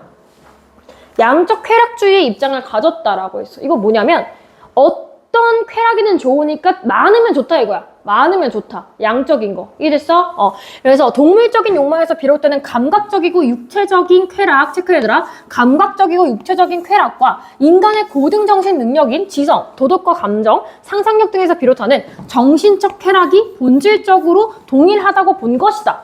이게 뭔 말이냐? 좀 이따 정리 다시 한번 설명할 건데, 그러니까 먹는 행위랑 내가 공부해서 느끼는, 공부를 뭔가 열심히 공부해서 100점 맞았을 때 그 쾌감이랑 똑같다는 얘기야. 그치? 근데 이거는 좀 다르거든. 이것 때문에 비판을 받아. 조금 있다가. 그래서 그런데 이에 따르면 봐요. 쉽게 쾌락을 향유할 수 있는 동물이 가장 행복한 존재가 될 수 있기에 천박한 돼지의 철학이다 라고 하는 비판을 받았어요. 자, 봐봐요. 여기서 얘가 비판을 받은 구석 첫 번째, 비판 1이야. 왜 돼지의 쾌락이냐? 야, 너네 그러면은 인간이라고 하는 쾌락이, 이런 쾌락은 고등한 게 아니야? 그러니까 인간의 뭔가 존엄성을 무너뜨리는 말인 거야. 그러면은 제일 행복한 건 사실 얘들아, 조금 과장된 말일 수도 있지만 조금 멍청한 게 행복해요. 왜냐면 나는 단순한 거에도 행복을 느끼니까. 그러면은 동물에 대해서 돼지는 어때? 맛있는 거 먹지, 잠 자지, 자고 싶을 때 자고 먹고 싶을 때 먹어. 행복하네? 그럼 인간보다 돼지가 행복하네? 그러니까 돼지의 철학이다. 이렇게 얘기한 거야. 이해됐지? 그래서 그 다음에 돼지에만 집중하지 말아요. 우리 봐봐요. 최대 행복의 추구가 인간의 이기심이라는 본성과 상충할 수 있어. 자, 우리 친구들의 어휘력이 어느 정도 되는지 모르겠는데 이 상충이라는 단어도 모르면 안 돼요. 고1인데. 서로 충돌한다. 서로 충돌한다는 얘기죠. 서로 반대된다. 맞지 않는다. 이런 얘기죠. 상충할 수 있어서 실현 가능성이 떨어진다는 비판도 있었다. 이게 비판 두 번째야. 자, 이게 무슨 말인지는 정리하면서 이야기를 할게요. 그러면 이 포인트가 뭐냐? 이 문단에서는 지금 양적 공리주의, 과거에 있었던 양적 쾌락주의가 있죠. 그 쾌락주의의 주요 개념은 뭐가 있는 거야? 질이야, 양이야? 양이지. 이해됐어? 양이 중요하다. 근데 양이 중요하니까 무슨 비판? 너네 그러면은 양만 추구하는 돼지가 되지 그러니? 비판. 이거 하나 비판이고요. 그 다음에 또 이기심이랑 이 쾌락 추구하는 게 부딪힐 수 있다라는 비판을 받았어. 그러니까 이거를 과거의 문제점으로 삼았더니 밀이라고 하는 사람이 등장했지. 밀이 공리주의에 대해서 제기되는 문제점을 해결했어. 어떤 문제? 여기 비판 두 개를 해결했다는 얘기야. 그럼 어떻게 해결하는지를 보셔야 돼요. 그래서 공리주의 이론. 이래서 밀이라고 하는 사람이 공리주의의 이론에 대해서 이야기하더라라는 겁니다. 자, 그러면 이 문단에 있었던 내용 한번 정리해 볼게요. 자, 옆에 봐요. 오른쪽에 이 문단에야 밀 이전의 공리주의, 그러니까 과거에 있었던 이 공리주의는 무슨 쾌락주의야? 양적 쾌락주의. 정리되지? 양적 쾌락주의야. 그러다 보니까 얘네들이 중시하는 쾌락은 뭐 있었어? 정신적인 쾌락도 있지만 감각적이고 육체적인 쾌락이 있다 했잖아. 감각적이고 그 다음에 육체적인 쾌락. 그래서 너희들이 알고 있는 단순한 쾌락, 모든 것이 다 이런 쾌락이야. 예를 들어서 식욕, 수면욕, 그리고 뭐도 돼. 성도 사실 굉장히 원초적인 욕구란 말이야. 그치? 그런 것들을 정신적인 쾌락이 아닌 감각적, 육체적 쾌락이라고 하는 거야. 우리가 소위 굉장히 단순하다고 여기는 그런 쾌락들. 근데 이거랑는 똑같다. 뭐가 똑같아? 정신적 쾌락이 똑같아. 정신적 쾌락은 고등한 데서 오는 거야. 내가 뭔가 기부를 했을 때 느껴지는 기쁨, 아니면 내가 성적, 공부, 학업이란 걸 했을 때 기쁨. 학자들이면 내가 무언가 어떤 논문을 써서 학계에 나의 의견을 제출했을 때의 기쁨? 그런 고등한 기쁨에 대해서 얘기하는 거야. 알겠지? 동물은 느낄 수 없는 거. 뭔지 알겠죠? 그래서 그런 것들에 대해서 누구는 과거에 있던 사람을 똑같이 봤다. 근데 이랬을 때 비판 받았지. 어떤 비판이 있었어? 누구보다? 인간의 쾌락보다, 미안해. 순서를 바꿨네. 동물의 쾌락이 더 커. 누구보다? 인간의 쾌락보다 동물이 더 큰 거 아니냐, 그러면. 왜? 그럼 왜 동물이 더 행복하다 그랬어? 동물은 정신적 쾌락 말고 일단 뭐만 추구하니까? 양적이고 육체적인 쾌락을 정말 잘 추구하잖아. 우리는 사실 인간이잖아. 이성이 있잖아. 참을 땐 참지. 너네 배고프다고 수업 시간에 갑자기 급식만 들고 와서 식사하니? 그렇지 않잖아. 그럼 참는 데서 오는 뭐가 있어? 우리는 그렇게 얻을 수 있는 쾌락이 적은데 얘네들은 먹고 싶을 때 먹고 자고 싶을 때 자니까 인간보다 행복한 거 아니냐, 그 얘기야. 그래서 예를 들어서 이 돼지는 원하는 대로 행동하잖아. 그치? 근데 인간은 원하지 않아. 이성에 따른 이성 판단을 한단 말이야. 거기에서 오는 얘네들이 그러면은 더 행복한 거 아니냐라는 얘기야. 이런 게 첫 번째 문제였고, 비판받는 첫 번째 문제. 그 다음에 두 번째 문제. 아까 설명했던 거 중에 인간의 이기심, 인간의 뭐 추구? 최대 행복 추구랑 최대의 행복 추구랑 인간의 이기심이랑 상충할 수 있다는 얘기였어. vs. 그래서 예를 들면 이런 거야. 우리가 원하는 게 넘치고 차고 넘치면 좋겠죠. 근데 뭐든지 한정되어 있어요. 자, 봐요. 한정된 재원, 그러니까 재원이 말고 그 재산, 물질. 자, 그런 것들이 있었을 때 이런 물건들이 한정되어 있었을 때 우린 싸우거든. 그래서 최대의 행복을 추구하려면 어떻게 해야 돼? 가장 최대한 많은 사람이 최대한의 것을 가져가야 돼요. 그죠? 예를 들어서 이렇게 해볼게요. 자, 우리 친구들 6명이죠? 6명이죠. 6명이 있는데 사람은 6명이야. 근데 선생님이 깜빡하고 실수로 혹은 가게에 재고가 없어서 물건을 사왔는데 컴포즈를 제가 깜빡하고 5개 사왔네. 자, 그랬을 때 어때? 자, 상충할 수밖에 없어. 최대 행복 추구. 우리 모두 행복해야 되는데 그러면 한 사람당 한 개씩 음료를 먹어야 되지. 그치? 그런 행복 추구가 있는데 인간의 이기심이 있어. 다른 사람이 아니라 그 못 먹는 사람이 내고되고 싶진 않아. 나는 먹고 싶어. 인간의 이기심이랑 부딪히죠. 이해됐어요? 그래서 이렇게 부딪힌다는 문제점이 있어. 그런 점에서 비판을 받았다는 거야. 공리주의 이론이. 어떤 이론? 공리주의 이전, 밀 이전의 공리주의가 그런 비판을 받았다는 거야. 이런 두 가지 비판. 됐어? 그래서 인간의 이기심이 있는데 어떻게 그게 최대의 행복이냐? 어떻게 행복을 추구할 것이냐? 어떻게 사람들이 행복해질 수 있냐? 우리는 다 정해져 있는데 어떻게 할 거냐? 그거를 누가 해결했다? 누구? 밀. 밀의 공리주의에서 해결했다는 거예요. 자, 여기까지 이해 안 되는 사람. 없지? 괜찮지? 넘어가요. 그래서 이 밀이 어떻게 해결했는지를 우리가 같이 보시면 되겠습니다. 그럼 눈치껏 생각해봐. 비문학을 많이 읽었으면은 눈치를 좀 채야 돼. 밀은 무슨 얘기하겠니? 무슨 쾌락주의일까? 질적 쾌락주의겠지, 얘들아, 당연히. 자, 밀이라고 하는 사람은 쾌락은 본래부터 뭐가 있니? 질적 차이가 있다고 보는 질적 쾌락주의를 주겠다. 자, 밀이라고 하는 사람은 질적 쾌락주의. 그러니까 쾌락에도 종류가 있어. 급이 있다고. 그래서 그게 그러면 감각적이고 육체적인 쾌락은 저급 쾌락, 저급하다. 그러니까 급이 낮다. 저급 쾌락이고 정신적인 쾌락은 고급 쾌락이었다. 고등하다라는 거지. 그지? 그래서 고급 쾌락은 저급 쾌락보다 더 바람직하고 가치 있는 뭐를 지냐? 우월성. 뭐가 고급 쾌락이야? 그 말은 뭐야? 뭐를 추구하자? 인간이면은 이런 우월한 고등적인 쾌락을 추구하자는 이야기야. 그지? 그래서 동물과 달리 인간은 고급 쾌락의 추구를 통해서 인간의 뭐를 높일 수 있다? 품위. 그러니까 그런 말 하잖아. 우리는 인간이잖아 라는 표현을 하잖아. 동물이랑 다르죠. 금수랑 다르다고. 짐승이랑. 그래서 여기에 어긋나는 것은 본질적으로 인간 행복의 구성 요소가 될 수 없다라고 얘기해주고 있습니다. 그래서 산문단의 내용을 정리해보면 이런 거죠. 밀이라고 하는 사람이 오른쪽 봐요. 밀이 주장한 것은 지금 산문단의 어떤 쾌락주의야? 질적 쾌락주의야.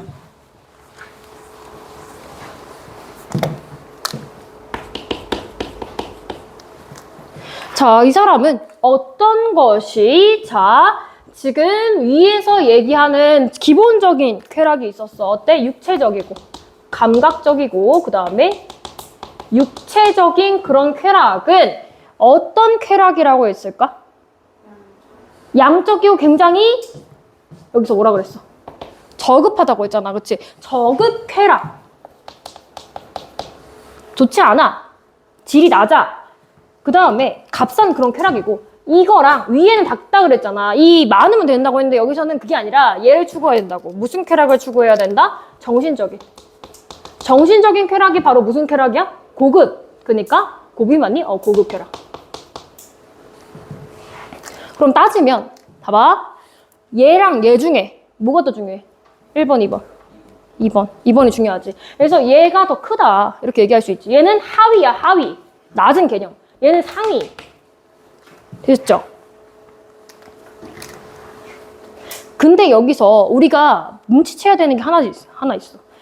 아까 과거에 있었던 공리주의의 단점 중에 하나는 그러면 돼지의 철학 아니냐 이런 비판을 받았잖아. 그러면은 미리 그걸 해결했어 안 했어? 해결했지. 왜? 인간이라고 하는 것은 쾌락을 추구하는데 그 쾌락은 질적으로 우수한 것을 추구하는 거다. 그러니까 동물과는 다른 고등한 쾌락을 추구하는 것이다 라고 얘기했잖아. 그럼 비판을 해결한 거지. 해결했지? 그지? 그런 해결한 것을 보여주고 있으니까 그러면 정리해 볼 수 있어. 누구보다?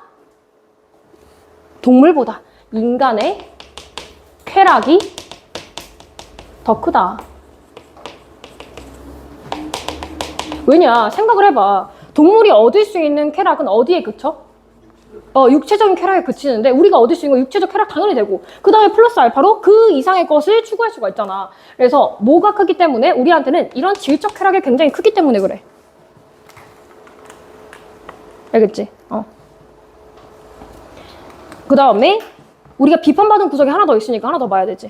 밀 이전에, 자 그러면 지금 왔다 갔다 해. 밀 이전의 공리주의, 과거에는 또 어떤 문제가 있었냐. 얘는 뭐라 그랬냐면 최대 행복 추구와 이기심이 상충할 때 얘네들도 나름의 항변을 했단 말이죠. 비판이 있었어. 어떤 비판? 이기심이랑 인간 행복이랑 추구할 때 그게 어느 게 더 중요한지 문제가 되지 않냐라고 했을 때 얘네들은 법률, 여론과 같은 외적인 제재, 외적인 것이 개인의 이기적인 본성을 제어할 수 있다는 입장을 드러냈다라고 얘기해줬습니다. 그러니까 이런 거죠. 내가 인간의 이기심을 가지고 있어서 끊임없이 욕심이 있겠지? 봐요. 무인 판매점이 있어요. 아이스크림 잔뜩 있어요. 선생님이 좋아하는 예를 들어서 하겐다즈가 잔뜩 있어요. 자, 그랬을 때 하겐다즈 훔치면 돼요, 안 돼요? 거기는 10개 훔쳐요? 돈도 안 내고? 훔쳐야 돼요, 안 돼요? 안 되죠. 이기심 같은 걸 막을 수 있는 게 뭐예요? 왜 안 돼요? 잡혀가거든요. 그게 법률이야. 그치? 그런 외부적인 요소를 통해서 막을 수 있을 것이다. 그러면 최대 다수의 최대 행복을 지킬 수 있을 것이다 라고 했는데 이런 외적인 제재에 대해서 밀은 그렇게 생각하지 않았어. 이런 거는 사실 강압이잖아, 강압. 인간 자연의 마음에서 일어나오는 것이 아니라 그냥 외적인 제재. 이거 하면은 내가 힘들어져. 내가 감옥에 가니까 하지 말아야지. 이런 의도인 거잖아. 그건 별로 좋지 않다는 거야. 밀은 이것이 근본적인 해결책이 아니지. 그치? 그랬을 때 밀에 따르면 외적 제재라고 하는 것은 나쁘진 않아. 이거 부정을 한 건 아닌데 필요는 한데 근본적인 해결책이 아니어서 최대 행복의 최대 원리에 부합하는 그런 행동을 하게 할 수 있어. 하지만 자발적으로 그런 행동을 하도록 이끄는 힘은 아니야. 그죠? 그럼 인간이 어떻게 해서 이런 자발적으로 도덕적인 행동, 이기심을 억누르는 행동을 할 수가 있을까? 뭐니? 양심이야, 양심. 봐봐. 무인 판매점은 뭘 기반으로 해? 사람들의 양심을 기반으로 하고 있는 거잖아. 내가 훔치면 안 된다. 왜? 나는 인간이니까. 나는 배운 사람이니까 그렇게 하면 안 된다라는 게 있는 거잖아. 그런 거를 얘기하는 거야. 그래서 내적 제재, 인간의 안내, 마음에서 드러나는 것을 양심이라고 해. 그래서 이 양심은 우리의 마음 안에서 형성되는 도덕적인 의무감이야. 그죠? 학교에 지금도 있는지 모르겠어요. 우산 같은 거 빌려주는 우산 있죠. 공용 우산. 그런 거 아싸 내가 가져가야지. 아싸 내 거네. 이런 사람 없잖아. 없으니까 그게 운영이 되는 거지. 상대적으로 적으니까. 그지? 그래서 이를 어기면 내면에 고통을 준다. 고통이 있겠지. 자, 양심이 사람이 있으면 그 우산 훔쳤어. 내 집에 한 10개 쌓여있어. 그거 볼 때마다 기분이 어떻겠니? 양심이 있으면 기분이 안 좋겠지. 껄끄럽겠지. 그거야. 그래서 양심은 이를 어기면 고통을 주고 이 양심은 구성원들과 일체감에 이르고자 하는 사회적인 감정의 토대를 두고 맞죠? 공용우산 보세요. 이거는 내가 훔쳐갔을 때 일어날 수 있는 단점에 대해서 생각하고 내가 훔쳐가지 않는 거야. 어떤 단점? 내가 이거를 내 욕심으로 하나 더 가져가 버리면 진짜 우산이 필요한 친구는 못 쓸 가능성이 있겠네? 라고 하는 다른 사람이 생각하는 사회적 감정의 토대를 둔다고. 어려운 얘기가 아니야, 그지? 그 다음에 교육과 외적 예제 중에 후천적인 경험을 통해서 함양, 그러니까 만들어진다는 거야. 그쵸? 학교에서 우리는 이제 이런 경우 안 해도 되지만 어렸을 때 하잖아. 자, 유치원 애들 가서 교육하잖아요.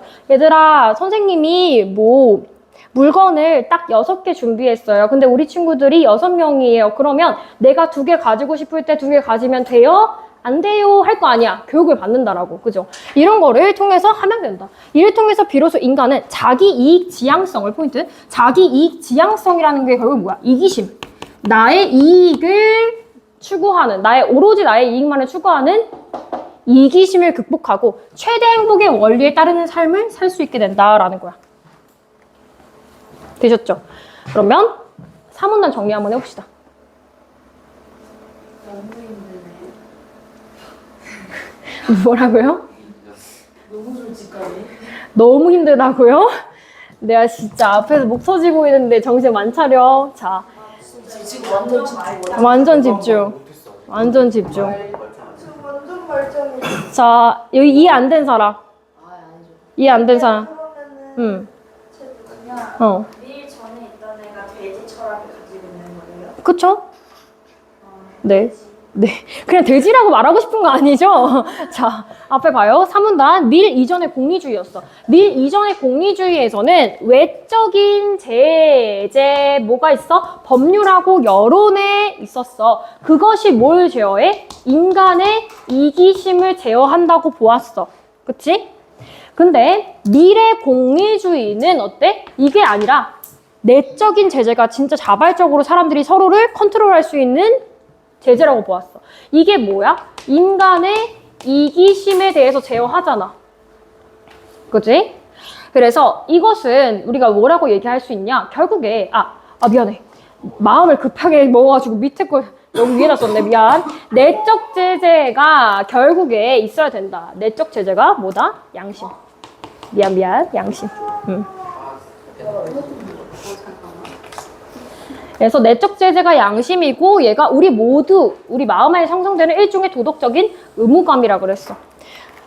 미안. 이래서 밀의 공리주의는 외적 제재에 대해서 인간의 이기심을 제어할 수는 있죠. 제어할 수는 있는데 뭐가 없니? 스스로 생각하는 자발성이 없다고. 미래 공유주의는 외적인 거예요. 외적이라서 해야 돼요. 네, 이 사람이 외적 제재에 대해서 인정 안 한 건 아니에요. 있는데 베스트 방법은 아니다라는 거지.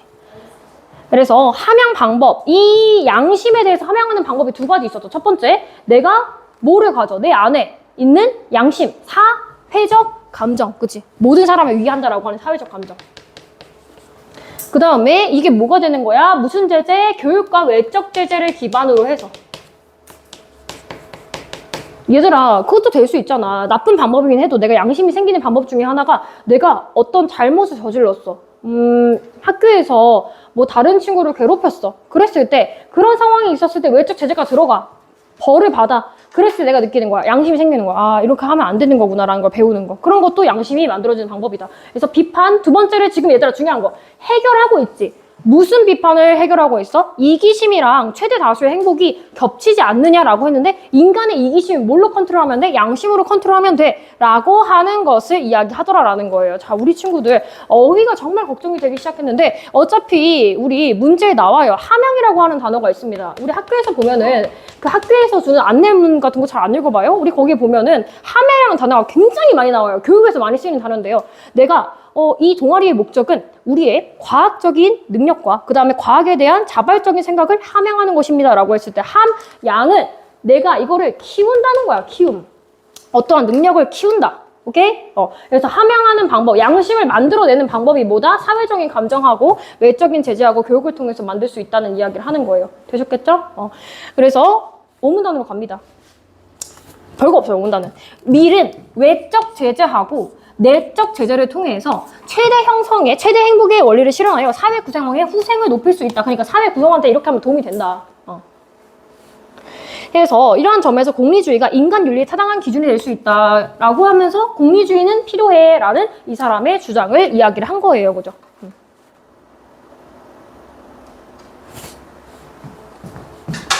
그래서 3문단의 내용을 이어가지고 정리를 하면 이 사람은 비판 두 번째도 해결하고 있다고 그랬어. 뭐를 통해서? 자, 인간의 뭐를 추구? 지금 최대의 행복을 추구하려는 욕구 vs 그 다음에 인간의 이기심이 서로 상충한다는 문제가 있었어. 근데 이것은 뭘로 제어할 수가 있다? 양심. 뭐라고 했어? 내적 제재. 우리 이해하고 있는 사람이 한 명만 있는 건 아니겠지? 우리 친구들 그냥 멀티가 안 되는 거지? 내적 제재로서 제어한다라는 거지. 정신 안 차리냐? 뭐가 문제인데? 내적 제어.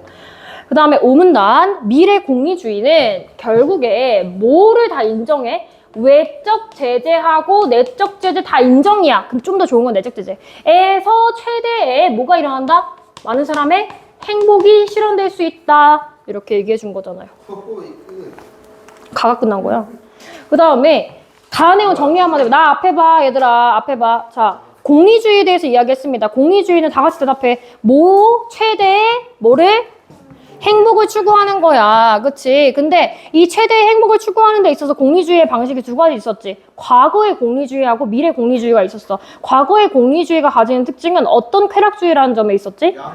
양적인 쾌락주의. 많으면 된다 했는데 그러다 보니까 비판을 받았어. 돼지의 철학이라는 거. 그 다음에 인간의 이기심하고 최대 다수의 행복이 서로 상충한다는 비판을 받았어. 근데 미래 공리주의는 어떤 걸 해결했지? 이런 두 가지 문제를 해결했어. 뭐이기 때문에? 양적 질적. 질적인 쾌락주의이기 때문에 그런 것들을 극복할 수 있었다. 그리고 무엇보다 질적 쾌락주의에서 플러스로 이야기를 하기를 인간의 이기심하고 최대 행복이 서로 맞부딪혔을 때 어떤 문제가 있냐, 그거를 어떻게 해결할 수 있느냐. 외적 제재, 그러니까 법률도 되지만 뭐도 된다? 내적 제재. 양심에 맡기면 어떻게 할 수 있다? 행복해질 수 있다. 그래서 공리주의, 미래 공리주의가 완성된 모습을 우리가 보았습니다. 그리고 하나 더 있어요. 우리가 지금 인간이 결정을 하는 데 있어서 자신의 이익을 바탕으로 한다라고 하는 지문 하나를 본 거야. 그리고 자신의 이익 플러스 사회적인 이익을 바탕으로 한다는 걸 봤어. 밑에는 이런 인간의 특징을 바탕으로 해서 인간이 경제적인 상황에서는 어떻게 결정을 하느냐를 중심으로 보는 거야. 밑으로 내려갈게. 나.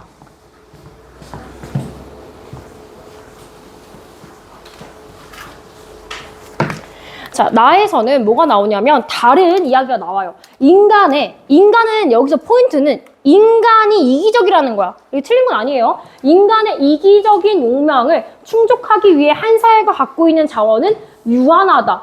맞죠? 얘들아, 너네 먹고 싶다고 다 먹고 사고 싶다고 다 사는 거 아니잖아. 자원은 유한하다고요. 그죠? 경제학자. 자, 이번에는 밀하고 공리주의 과거에 있던 사람들이 아니라 누가 나오니? 경제학자들이 나왔습니다. 자, 경제학자들은 이야기해요. 뭐라고 정의하냐? 인간이라고 하는 것이 무엇이냐? 합리적인 선택을 통해서 개인의 이익을 극대화하는 존재. 맞죠? 다들 자기 이익을, 자기 실리를 나도 모르게 챙겨 나쁘다는 게 아니라 원래 그래, 인간이. 그래서 합리적인 소비 과정을 이해하기 위한 효용 이론을 제시하였다. 자, 이 사람이 주장하고 있는 것은 뭐예요? 효용. 나한테 이득이 되는 이론에 대해서 제시했다는 거예요. 그죠? 그럼 1문단 내용 한번 정리해 볼까요? 1문단 내용. 그래서 다시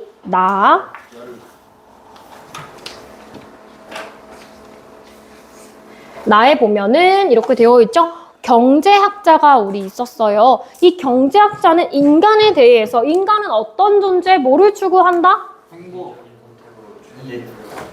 합리적인 선택을 바탕으로 개인의 이익을 극대화한다. 행복은 이제 위의 얘기고요. 그래서 합리적인 선택, 합리 선택을 바탕으로 자신의 이익을 극대화하는 걸 인간이라고 보고요. 이런 인간의 특성을 활용해서 뭐를 냈어? 무슨 이론? 효용. 어떤 것이 인간한테 가장 이득이 되는가를 바탕으로 해서 결정하는 효용 이론을 냈다는 거야. 이랬어? 근데 여기서부터 어렵다. 정신 차려. 자, 효용이라고 하는 것은 의사결정자가 어떤 행동의 결과를 얻는 주관적인 기쁨이나 만족감으로, 이거 위랑 똑같아. 그러니까 만족감이야. 만족감. 이 효용이야. 근데 경제학자들은 효용을 극대화하는 것이 합리적인 소비라고 보았다. 합리적인 소비는 어떻게 하면 돼? 나의 이득을 극대화하면 돼. 어떻게 하면 내가 제일 많이 이 이득을 가져갈 수 있을까를 보면 되는데, 자, 그리고 합리적인 소비를 할 때 이 여기에 있는 하위적인 개념으로 한계 효용 체감의 법칙과 한계 효용 균등의 법칙을 활용할 수 있다고 했어. 그럼 걔네들을 아는 게 중요하겠지. 지금부터 설명하였다 했어요. 근데 생각을 좀 해봐. 한계 효용 체감의 법칙이야.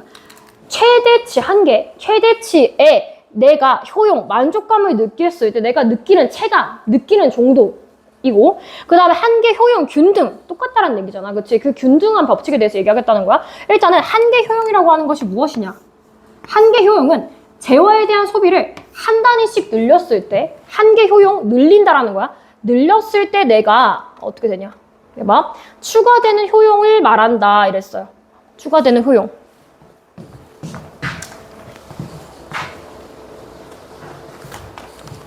추가되는 효용을 얘기하는데, 그런데 한계 한계 효용을 소비하는 재화의 수량이 증가함에 따라 점차 감소하는 양상을 보인다. 한계 효용은 소비하는 재화의 수량이 증가하는데 오히려 감소해, 만족감이. 왜 그럴까? 얘들아, 좀 이따 예시 들어줄게. 그래서 이를 뭐라고 하냐? 한계 효용 체감의 법칙이라고 한다.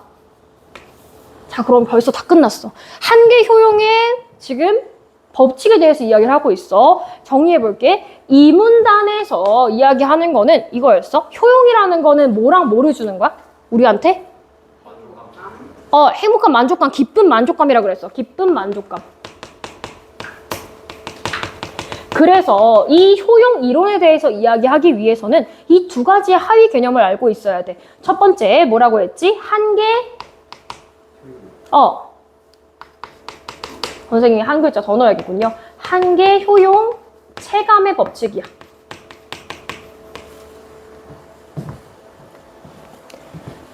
한계 효용 체감의 법칙 하나 있었고 밑에 보면 또 뭐가 있어? 한계 효용 균등의 법칙이 있었지.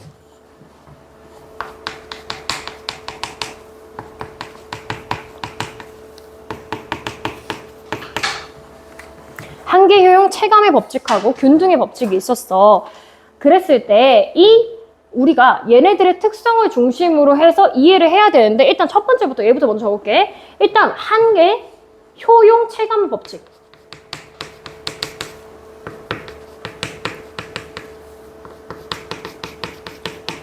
의 법칙을 하려고 하는데 여기서 우리가 모르는 개념이 있었어.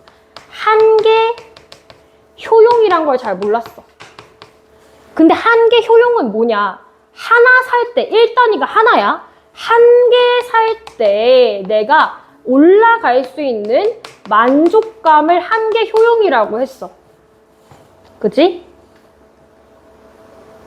근데 이 한계 효용 체감의 법칙은 무엇이냐? 수량이 증가해. 그러니까 내가 받는 게 늘어나. 수량이 근데 어느 시점으로 이상 증가하면 수량이 증가하면 뭐 한다? 만족감, 즉 효용이라고 우리가 표현해주고 있죠. 효용은 감소하는 영향을 보인대. 그런 걸 뭐라고 해? 한계 효용 체감의 법칙이야. 자, 뭔 말인지 이해 안 됐지? 자, 예시 들어줄게요. 봐봐. 이런 거지. 약간 우리가 많이 봤던 실험 중에 이런 애들이 있을 수가 있어. 자, 처음에 얘들아 선생님이 너희들한테 뭐 준다고 해보자. 마시멜로로 해볼까요? 초콜릿? 초콜릿으로 해볼까? 처음에 초콜릿 한 개를 받았어. 아이들 와 쌤 감사해요 하겠지. 그때 느껴지는 나의 만족감이 뭐 예를 들어서 10이었어. 그 다음에 선생님이 그래 선생님이 이번에도 또 줄게. 5개 줬어요. 5개 줬을 때 와 선생님 감사합니다. 한 50까지 갔다 해봅시다. 그죠? 배수를 해가지고. 근데 나중에 계속 받아요. 선생님이 계속 주네. 10개, 20개, 100개까지 주네. 근데 나중에는 그 감흥이 어느 시점을 기반으로 해서는 늘까 줄까? 솔직히 너네 봐봐. 선생님이 새로운 걸 주지 않고 계속 초콜릿 그냥 줘. 그냥 상습적으로 줘. 그러면 어느 순간에는 그냥 주는 게 뭐 되지 않아? 당연해지지. 그 당연해지는 데서 오는 나의 만족감 어때? 그냥 그래. 그치? 그래서 뭐 100개가 꾸준히 있었어. 그때는 오히려 만족감이 똑같거나 줄 수도 있어. 그치? 계속 50이거나 심지어는 그냥 그런가 보다 1이 될 수도 있어. 그치? 그런 걸 우리가 뭐라고 한다? 한계 효용 체감의 법칙이야. 이해됐지? 그러니까 내가 점점 체감하는 게 점점 많아지면 많아질수록 오히려 줄어든다. 오케이? 그걸 얘기하는 거야. 이해됐지? 됐지? 그래서 이런 거를 얘기하는데 그거를 중심으로 해서 일반적으로 소비자는 재화를 선택해서 총 효용을 극대화하려는 경향을 보인다. 그러니까 내가 이득이 되는 걸 사는 건 당연한 거잖아. 그 얘기를 하는데 예를 들어 은우가 있어. 자, 은우가 한 개에 1,000원인 튀김하고 초밥을 한 개씩 추가로 소비하는 상황을 가정해보자. 그러니까 추가로 하나씩 더 사는 거는 한계 효용 체감이랑 관련이 있는 건데 그걸 봤을 때 은우의 튀김과 초밥에 대한 한계 효용은 다음에 표가 같다. 중요하다. 문제 풀 때까지 얘네 가지고 있어야 돼. 그래서 만약에 예를 들면 모든 상황에서 은유가 5,000원의 예산을 지출해. 최대 5,000원이야. 근데 이 5,000원을 지출할 때 모든 선택 가능한 대안에 대해서 각각의 총 효용을 계산해보면 은우는 초밥 3개와 초밥 2개를 선택할 것이다. 왜냐? 이러한 선택을 할 때 은우가 얻을 수 있는 총 효용이 37로 가장 크기 때문이다. 그래서 이때 5,000원으로 효용을 극대화하는 지점, 가장 효용이 높아지는 지점이 뭐냐면 3개하고 2개, 1개 효용이 서로 일치할 때라는 얘기야. 뭔 말인지 모르겠죠? 설명해 줄 거예요. 보세요.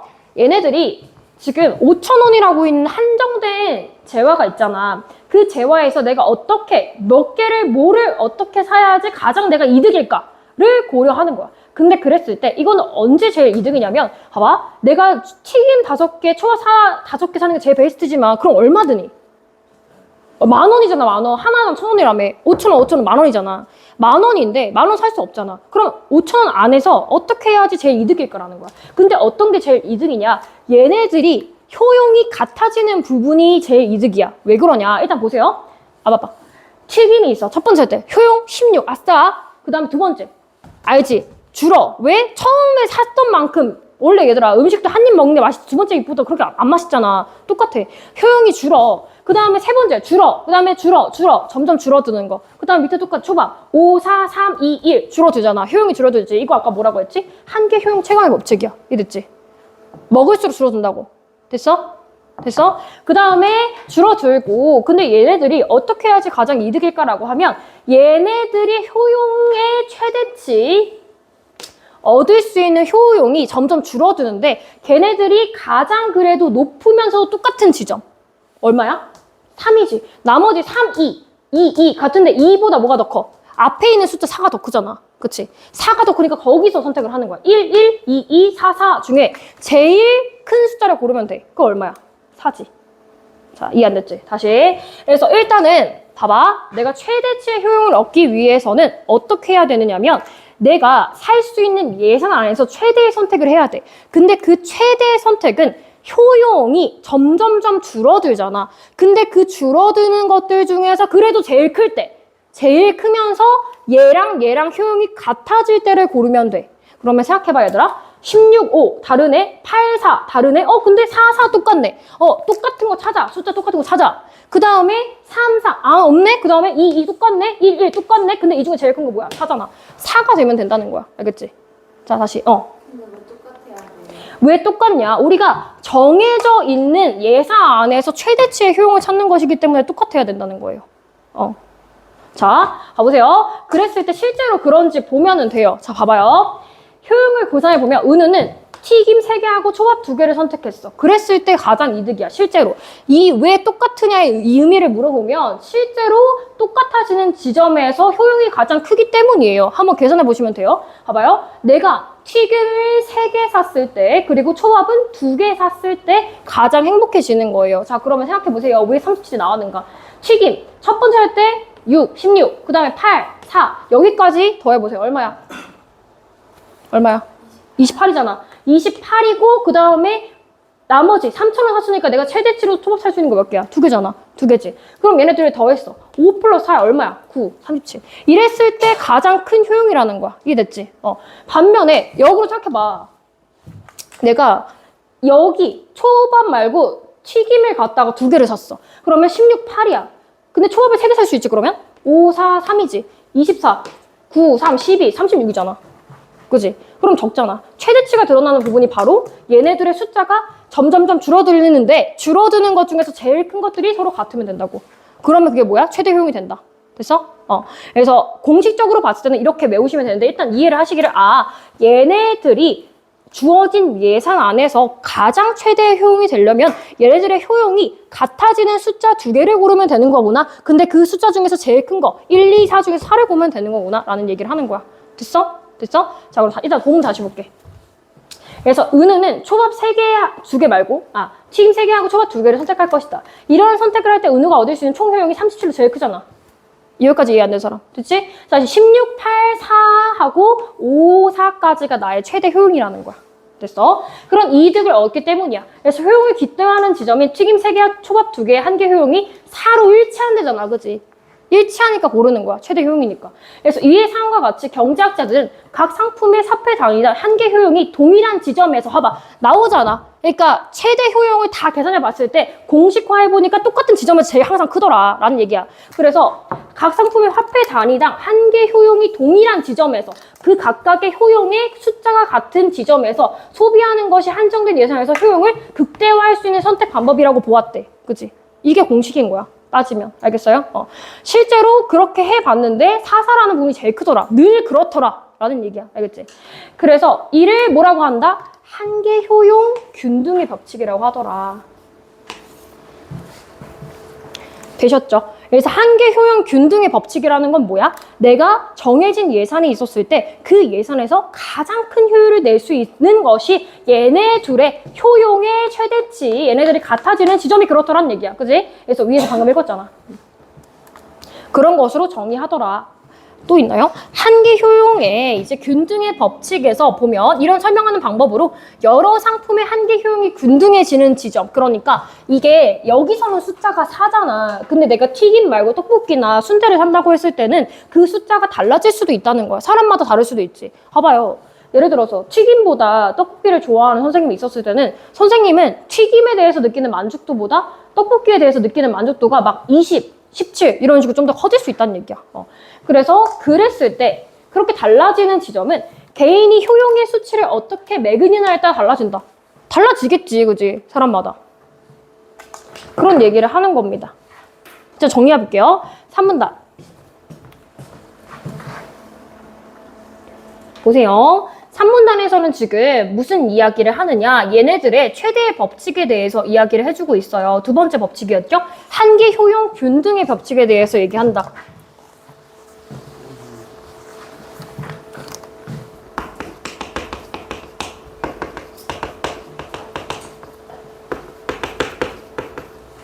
자, 한계 효용 균등의 법칙에 대해서 이야기를 하는데 얘네들이 어떤 것이냐, 말 그대로 나한테 최대 이익이 되는 부분이야.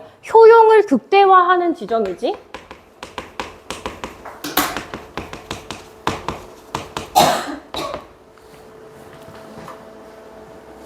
효용을 극대화하는 지점이고 얘네들이 뭐래? 상품의 화폐 단위나 한계 효용이 동일한 지점. 화폐 단위나 동일한 지점. 동일한 지점에 선택할 수 있는 것. 그것이 가장 효용을 극대화할 수 있는 방법이다. 라고 했어. 그거야. 한계 효용이 동일한 지점. 쓰면 되지. 한계 효용이 동일한 지점.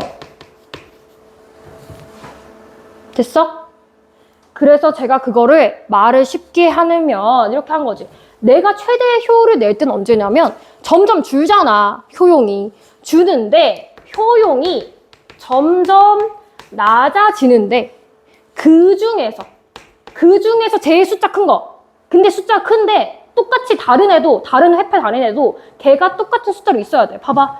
보면은 16 제일 큰데 16 있어? 없지. 8 제일 큰데 있어? 없네. 그 다음에 5 있나? 없네. 자, 4 똑같잖아. 그런 걸 고르면 된다고. 그래서 효용이 낮은 것 중에서 뭐가 제일 커? 숫자 최대, 그러니까 이익 최대값이 가장 큰 거. 근데 이 큰 게 어때? 다 있어야 돼. 뭐 몇 개? N개라고 해볼게. 몇 개인지 모르니까. 여러 개가 될 수도 있으니까. N개 화폐 단위, 즉 상품. 화폐 단위에 그게 어떻게 있어야 돼? 똑같이 있어야 돼. 동일하게. 숫자가. 4가 있으면 얘도 4가 있어야 된다고. 됐어? 이게 최대의 효율이야. 찾아봤을 때 그런 공식이 나왔다는 얘기야. 그래서 한계 효용의 균등 지점이랑 최대 효율이랑 결국에는 이 같은 내용인데 이거에 중요한 특징이 하나 있었어. 한계 효용의 균등 지점이라고 하는 것은 여러 상품의 한계 효용의 균등해지는 지점은 개인마다 다르다. 개인마다 차이가 있다라는 거야. 개인 차이.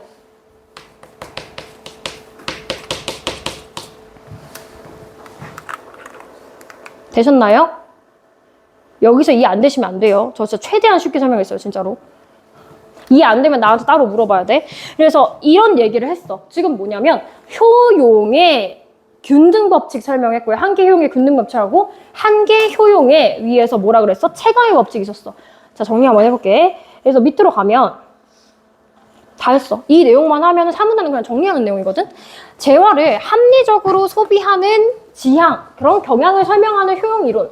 다시 돌아와서 이거 누가 얘기한 거니? 경제학자들이 사람들이 어떤 방식으로 소비를 하는가에 따라 가지고 효용 이론을 얘기했는데 그 효용 이론은 결국에 뭐랑 관련이 있어? 정부의 정책 결정에 의해서 합리적인 근거를 제공하기도 하더라. 왜 그러냐? 사람들이 효용을 가장 잘 갖는 부분을 기준으로 해서 정책을 만들면 되잖아. 그 얘기야. 그래서 한계 효용의 체감의 법칙에 따르면 아까 체감의 법칙이 뭐였어? 내가 똑같은 걸 계속 주는데 효용이 늘어줄어. 준다. 그런 그 법칙에 따르면 저소득층이 추가적으로 얻는 소득 10,000원의 효용은 고소득층이 추가적으로 얻는 소득 10,000원의 효용보다 더 큰 효용을 창출한다. 이거야, 이거. 그래서 생각해봐. 저소득층 사람들을 10,000원이면 예를 들어서 1시간에 시급이 10,000원 정도라고 해봅시다. 그 10,000원을 가난한 사람들이 얻는 거랑 그 다음에 부자인 사람. 야, 일론 머스크가 10,000원 얻는다고 좋겠냐? 아니잖아. 당연히 전자가 낫겠죠. 그런 걸 고려를 해서 사람들이 정책을 세운다라는 거야. 그래서 고소득층에 10,000원을 갖다 그럼 어떻게 하냐? 그 사람들, 그래서 돈 많이 버는 사람들한테 세금을 더 많이 걷는 까닭은 그 세금을 걷었을 때 그 사람들이 느끼는 이 10,000원이라고 하는 것에 느끼는 효용보다, 그 부자들이 느끼는 효용보다 그 10,000원을 다른 사람한테 주면 더 큰 행복이 있잖아. 그치? 그럼 그게 낫지. 그러니까 저소득층에 배분하면 고소득층의 효용 감소분보다 뭔 말이냐? 10,000원을 잃었을 때 그 사람들이 기분 나쁜 거, 혹은 이 10,000원을 얻었을 때, 혹은 그 사람들이 느끼는 만족도가 10이면 저소득층이 얻는 10,000원 가졌을 때 느끼는 감정 어때? 한 10이 아니라 이 사람들은 100이겠지. 예를 들면. 그럼 그게 낫잖아. 그렇게 하자는 거야. 그래서 더 커져서 사회 전체의 효용이 증가한다. 우리는 잘 살기 위해서, 사회 전체가 잘 먹고 잘 살기 위해서 이런 결정을 하는 거예요. 그죠?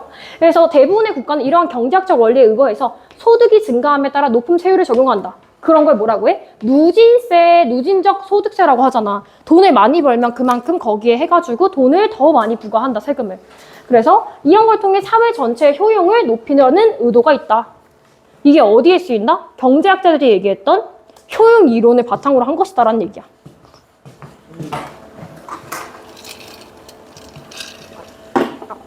정리해볼게요. 3문단. 그래서 3문단에 보시면 이 얘기예요. 3문단에서 얘기하기를 무슨 이론? 효용 이론이 있죠. 자, 이 효용 이론은 우리한테 어떤 효과가 있어? 정부의 정책의 근거가 된다. 왜? 부자인 사람들한테 세금 왜 이렇게 많이 걷어요? 왜냐하면 너희들이 그거를 10,000원 얻었을 때 느끼는 기쁨보다 그거를 다른 사람한테 나눠줬을 때 느끼는 기쁨이 더 커서요. 그렇잖아. 최대의 행복이다. 그래서 효용 이론은 뭐가 된다? 정부가 어떤 식으로 정책 결정에 합리적 의사 결정의 근거가 된다.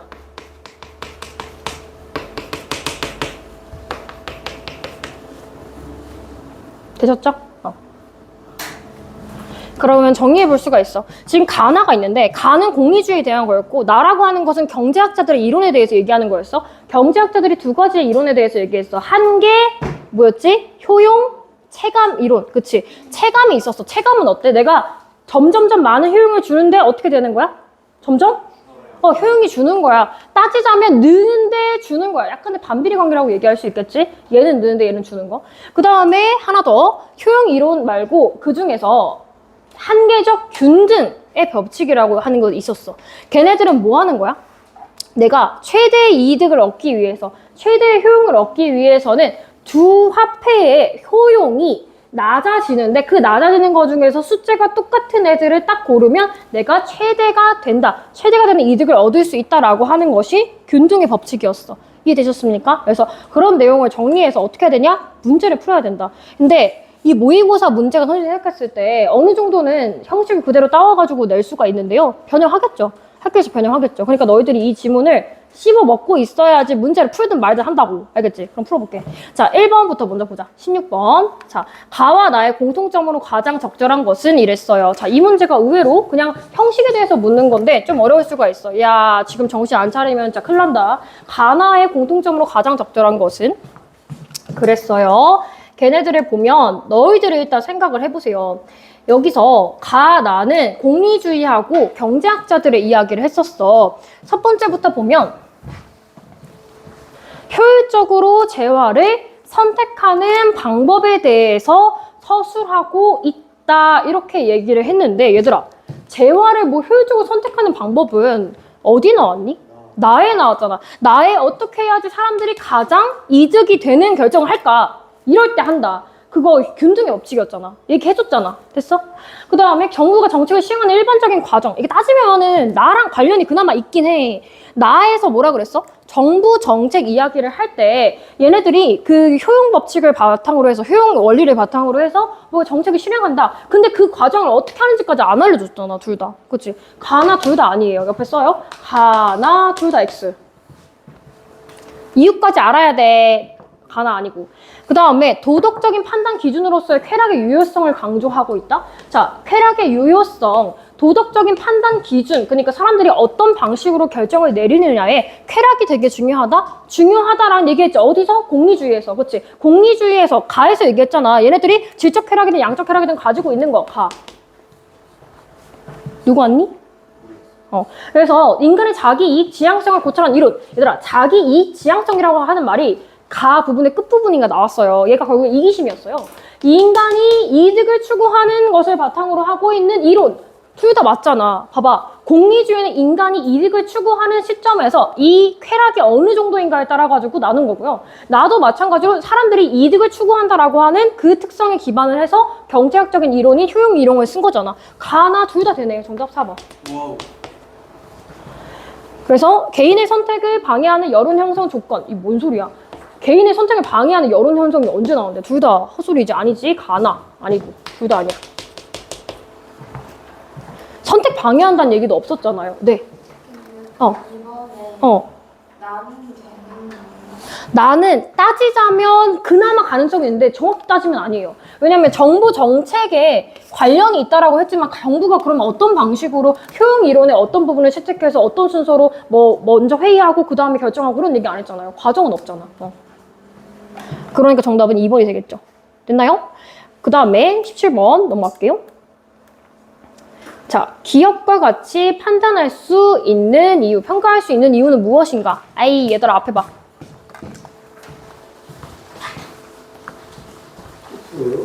자, 기억이 뭔지 제가 미리 써놨어요. 여러분들 확인을 하시면 됩니다. 공리주의 한계 해결. 미리 얘들아, 공리주의의, 양적 공리주의의 한계를 이 사람이 해결을 했잖아. 돼지 철학이라는 거 비판했다는 점하고, 그 다음에 이기심하고 최대 행복이 어떻게 됐다? 서로 상충했다라고 하는 내용을 이 사람이 해결을 했잖아. 그걸 바탕으로 해서 이걸 어떻게 하면 그 사람이 그렇게 평가한 거를 왜 그랬을까라는 이유를 고르는 거야. 자, 쾌락의 개념을 수정하고, 자, 쾌락의 개념을 수정하고, 그것의 효용을 개량화하여 이려낸 체계였기 때문이다. 얘들아, 쾌락의 개념을 수정한 건 맞아. 어떻게 수정했지?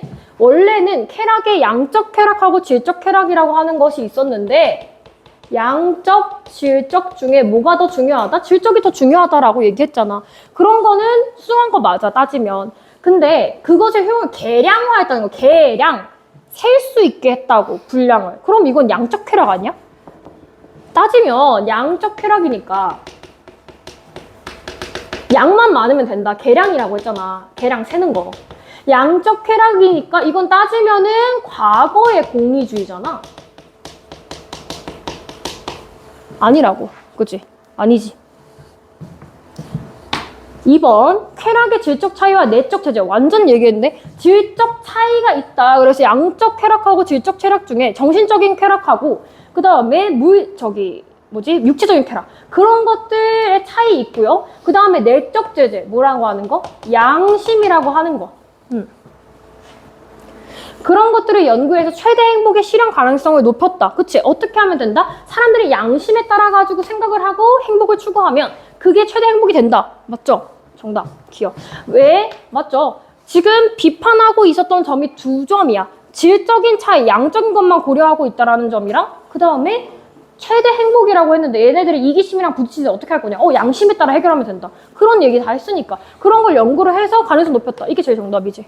그 다음에 3번. 쾌락의 원천들을 밝히고 그것의 동일성을 뭔 소리야. 쾌락의 원천을 밝히고 그것의 동일성? 그것이라고 하는 것은 두 가지 있었어. 정신적인 쾌락하고 물질적인 쾌락이 얘들아 같다고 한 적 없어.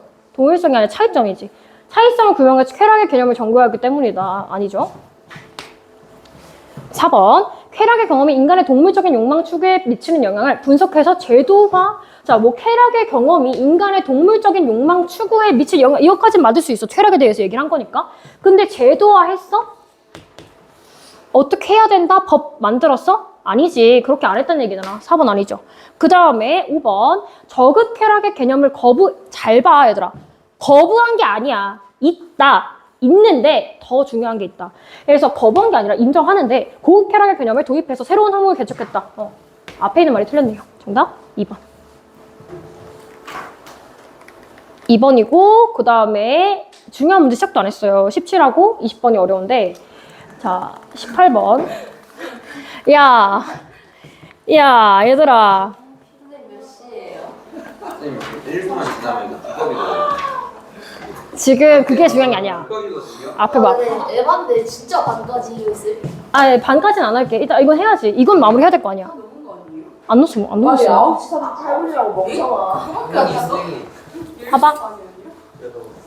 지금 딱 10시인데요? 쌤, 이거. 네. 잠깐만 선생님 수업 중이야. 프린트? 어떤 프린트? 알겠어. 내일 갖고 가. 알겠어. 자, 맞아. 이상한 모션을 치우고. 그래요? 자, 얘들아 정신 차려. 모의고사 만만한 줄 알았니? 들어간다는 거부터 긴장을 했어야지. 봐봐. 중요하다. 딱 봐도 어려워 보이지? 근데 그렇게 어렵진 않아. 잘 생각해볼까? 자, 일단은 이 그래프 내가 생각할 때 시험에 나와. 왜냐? 급간을 나눠야 될 거 아닙니까? 등급 나눌 때는 이게 최고죠. 보세요. 아래 그래프에서 A, B, C, D는 은호의 소비 선택 지점을 표시한 것이다. 소비 선택 지점, 그러니까 A, B, C, D가 얘가 몇 개 사고 뭐 그런 얘기를 하는 거야. 소비 선택 지점. 그 다음에 예산 제약서는 아까 5,000원이라며. 돈이 없잖아. 5,000원밖에 없다고. 그 5,000원을 기준으로 이렇게 세운 거야. 그걸 구입할 수 있는 소비 선택 지점을 이은 선이다라고 했어. 그럼 우리가 일단 이 표 그래프부터 먼저 파악을 하셔야 돼요. 8장 풀어라. 앞에 봐. 자, A가 있어. A가 있는데 이 A가 뭔지 봐봐. A. 여기. 개수 봐요. 튀김이랑 초밥이잖아. 튀김, 초밥, 튀김 몇 개 A일 때? 3개. 그 다음에 튀김 A 2개. 그치? 초밥 2개에다가 튀김 3개인 거야. 봐봐. 그러면 튀김 먼저 얘기하자. X, Y 축이니까. 튀김, 그 다음에 초밥. 이렇게 가볼게. 얘네들을 X, Y라고 두자. 이렇게 했을 때 그러면은 좌표에서 보면 3, 2잖아. 튀김이 3개일 때 2개. 됐죠? 솔직히 이해 못하면 안 되지. 그 다음에 B 어딨어? 여기 있구만. B는 2개일 때 3개. 2, 3이네. 그죠? 그 다음에 C 2일 때 2네.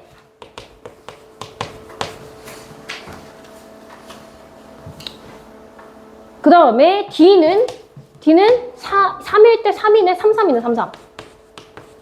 그 다음에 E는 뭐야? 얘는 4일 때 2네. 그지? 4, 2. 됐죠? 이거 지워야 될 거니까 다 옆에 다시 쓸게. A, B, C, D, E. 했을 때 3, 2. 그 다음에 2, 3. 2, 2, 3, 3, 4, 2. 됐어? 얘네들이 있었을 때 우리 하나 더 생각해 볼 수가 있어요. 뭘 생각해 볼 수가 있느냐? 하나당 1,000원이라며. 그럼 얘네들이 예산을 얼마 썼는지도 알 수 있어요. A는 얼마 썼니? 가연아? 5,000원 썼지?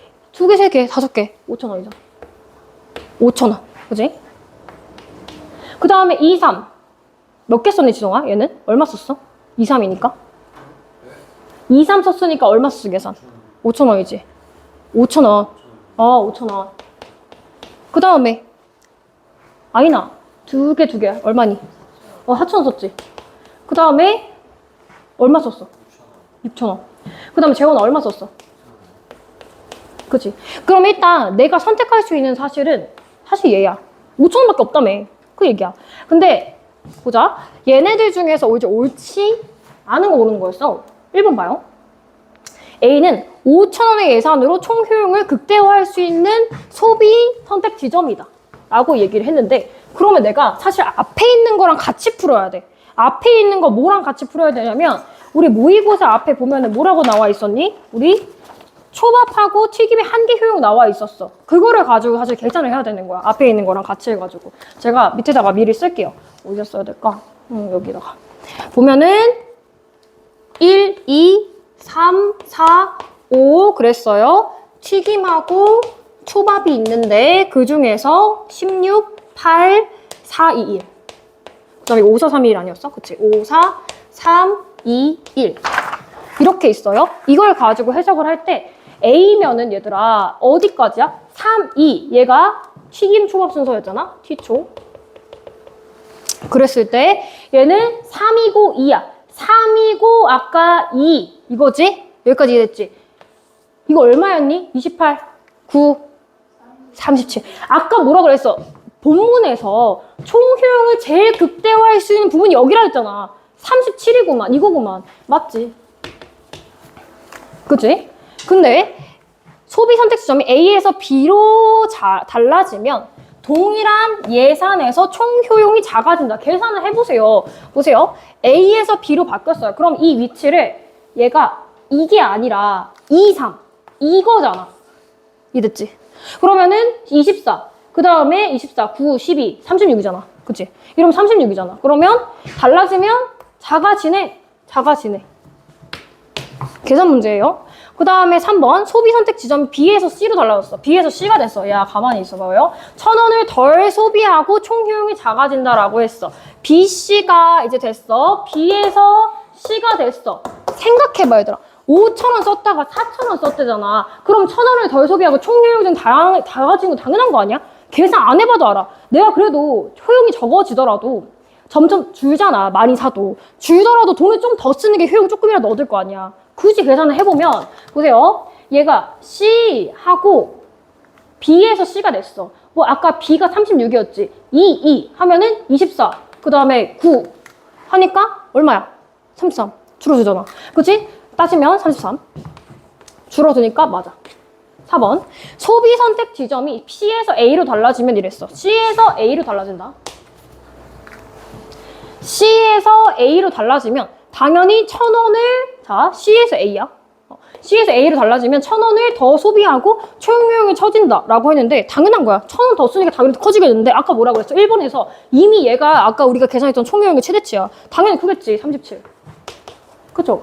근데 5번 봐요. D, E 모두 6,000원인 예상으로 가능한 소비 선택 지점이다. 그죠?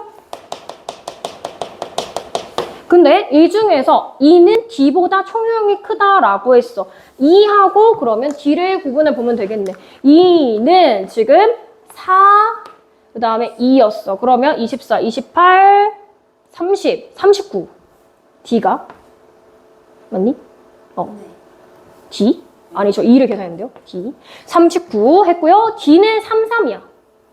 그죠? 지금 C랑 D랑 E 구분하는 거니까 24, 28, 그 다음에 9, 12. 얘는 얼마야? 24, 28. 9, 12, 40.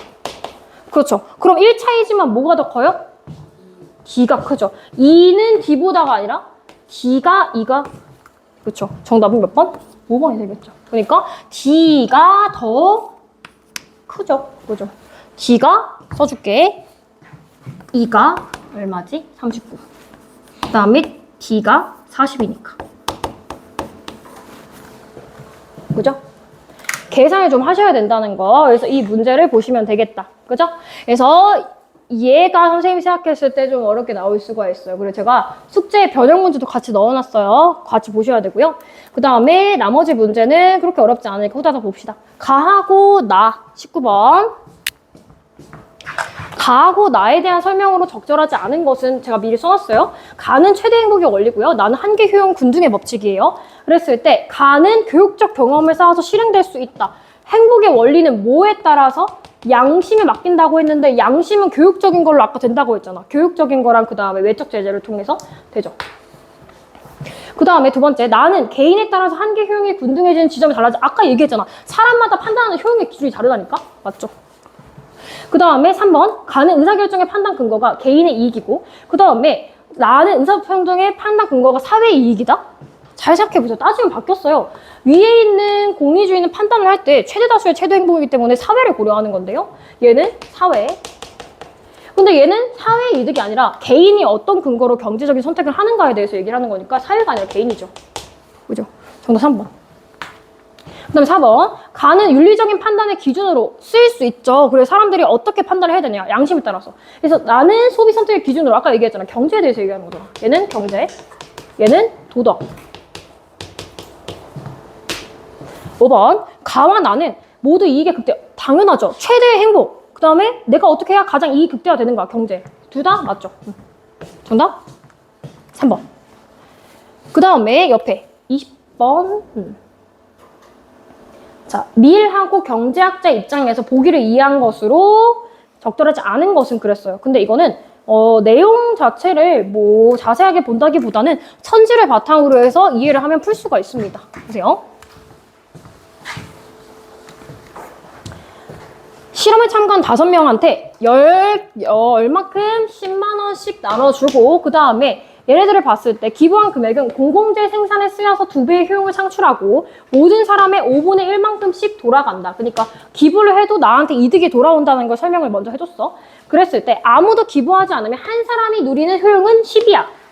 그치? 기부 안 했을 때 10이야. 그 다음에 모두가 기부하면 한 사람이 누리는 효용은 오히려 20이야. 그러니까 만약에 모두가 기부하면 모두가 행복해질 수 있어. 더 많이. 그치? 그 다음에 4명이 10만 원을 기부하고 1명이 기부를 하지 않았어. 5명 중에 1명만 기부 안 했어. 그럼 기부한 사람의 효용은 16만 원. 그 다음에 기부하지 않은 1명의 효용은 26만 원. 그러니까 눈치 게임이야. 내가 만약에 그 기부하지 않은 1명이 되었다면 난 정말 다른 사람보다 더 행복해질 수가 있는 거지. 근데 이런 상황 속에서 실험 결과 대부분은 40, 60% 정도 기부했어. 대다수는 기부를 했어, 나름. 근데 일부는 기부하지 않았어. 그랬을 때 기부한 실험의 참가자들은 이타적인 마음, 기부 행위에서 오는 자부심 등이 기부의 이유였음을 밝혔습니다. 그런 효용이 있기 때문에 이 사람들은 기부를 했다라고 밝혔어요. 그랬을 때 자, 옳지 않은 것은 볼게요. A는 기부 행위를 고등 정신을 발휘해서 인간의 품위를 높일 수 있는 행위라고 보겠군이라고 했는데 그렇겠죠. 왜냐면은 인간의 정신적인 쾌락에 해당하는 측면이잖아. 나한테 물리적인 쾌락이 있다기보다는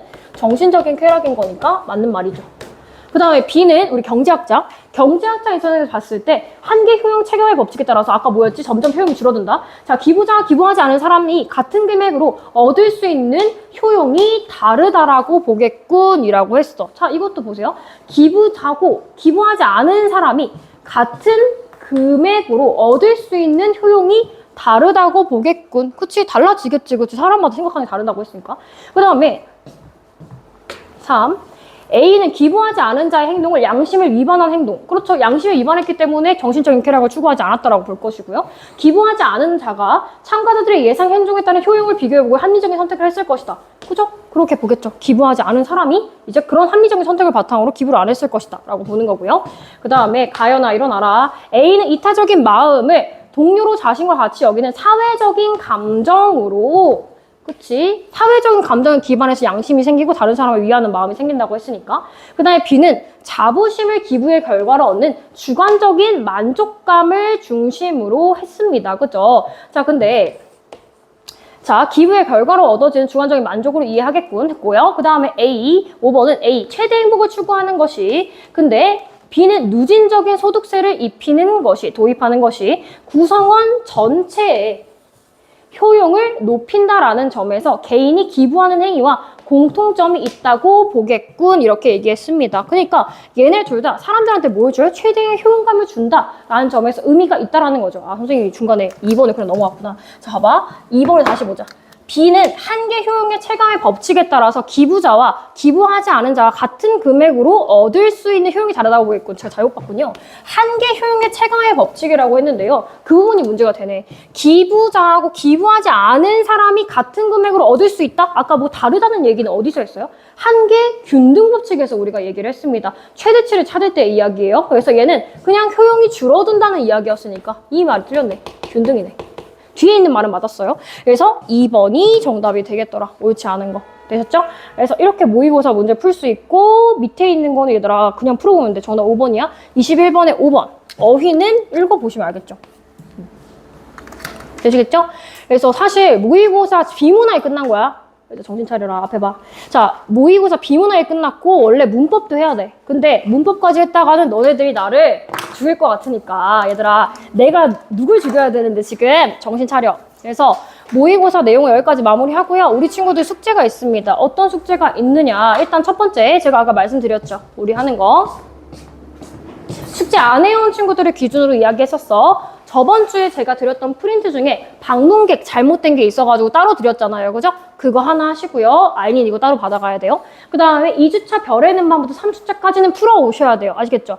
이거는 내가 기한을 준다. 이거 저번 주 숙제잖아. 저번 숙제면 언제까지 해야 될까? 수요일까지는 해야 되지 않을까? 양심이 있어봐. 수요일까지 하셔야 돼요. 이 숙제는. 그 다음에 이번 주에 제가 나가는 숙제 있죠. 이거는 다음 주까지 해오시면 되겠죠. 다음 주까지 해오시면 되고요. 그 다음에 우리 친구들 해야 될 숙제 하나 더 있었지. 제가 영상으로 들을 게 더 늘었네요. 자, 영상에 지금 뭐로 들어가야 돼요? 귀천해야 돼요. 그 다음 대화해야 되죠. 그 다음에 모고. 문법 문제 안 풀었잖아. 모의고사 문제까지 같이 해가지고 영상을 찍겠습니다. 그거를 여러분들이 보고 오시면 되겠어요. 알겠죠? 알겠죠? 여기서 해보시고 우리 다음 주에도 똑같아요. 가능한 일찍 오십시오. 일찍 오셔가지고 내용 하는 걸로 하겠습니다. 그래서 우리 친구들 저한테 숙제만 받아가시고요. 귀가하는 걸로 하는데 나한테 질문 해야 되는 사람 있지? 해야 되는 사람들은 질문을 좀 하고 가십니다. 아시겠죠? 일단 가방 챙겨가지고 우리 친구들 숙제만 받아가자. 아인이 빼고 아인이는 내가 숙제를 넣어놨어. 다른 친구들은 가져가면 돼. 금쪽이 안에 넣어놨어.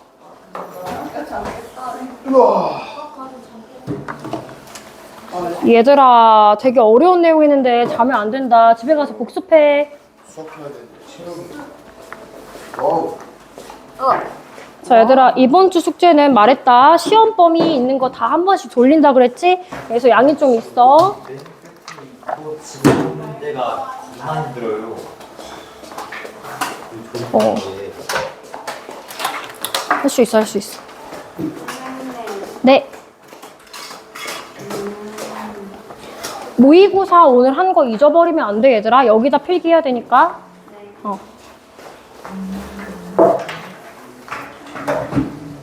얘들아 심각성을 좀 느꼈니? 모의고사 중요하다. 어렵다. 솔직히 그렇게 어렵진 않은데 이해를 좀 다시 해야 될 것 같아. 알겠지? 응. 알람 울리죠?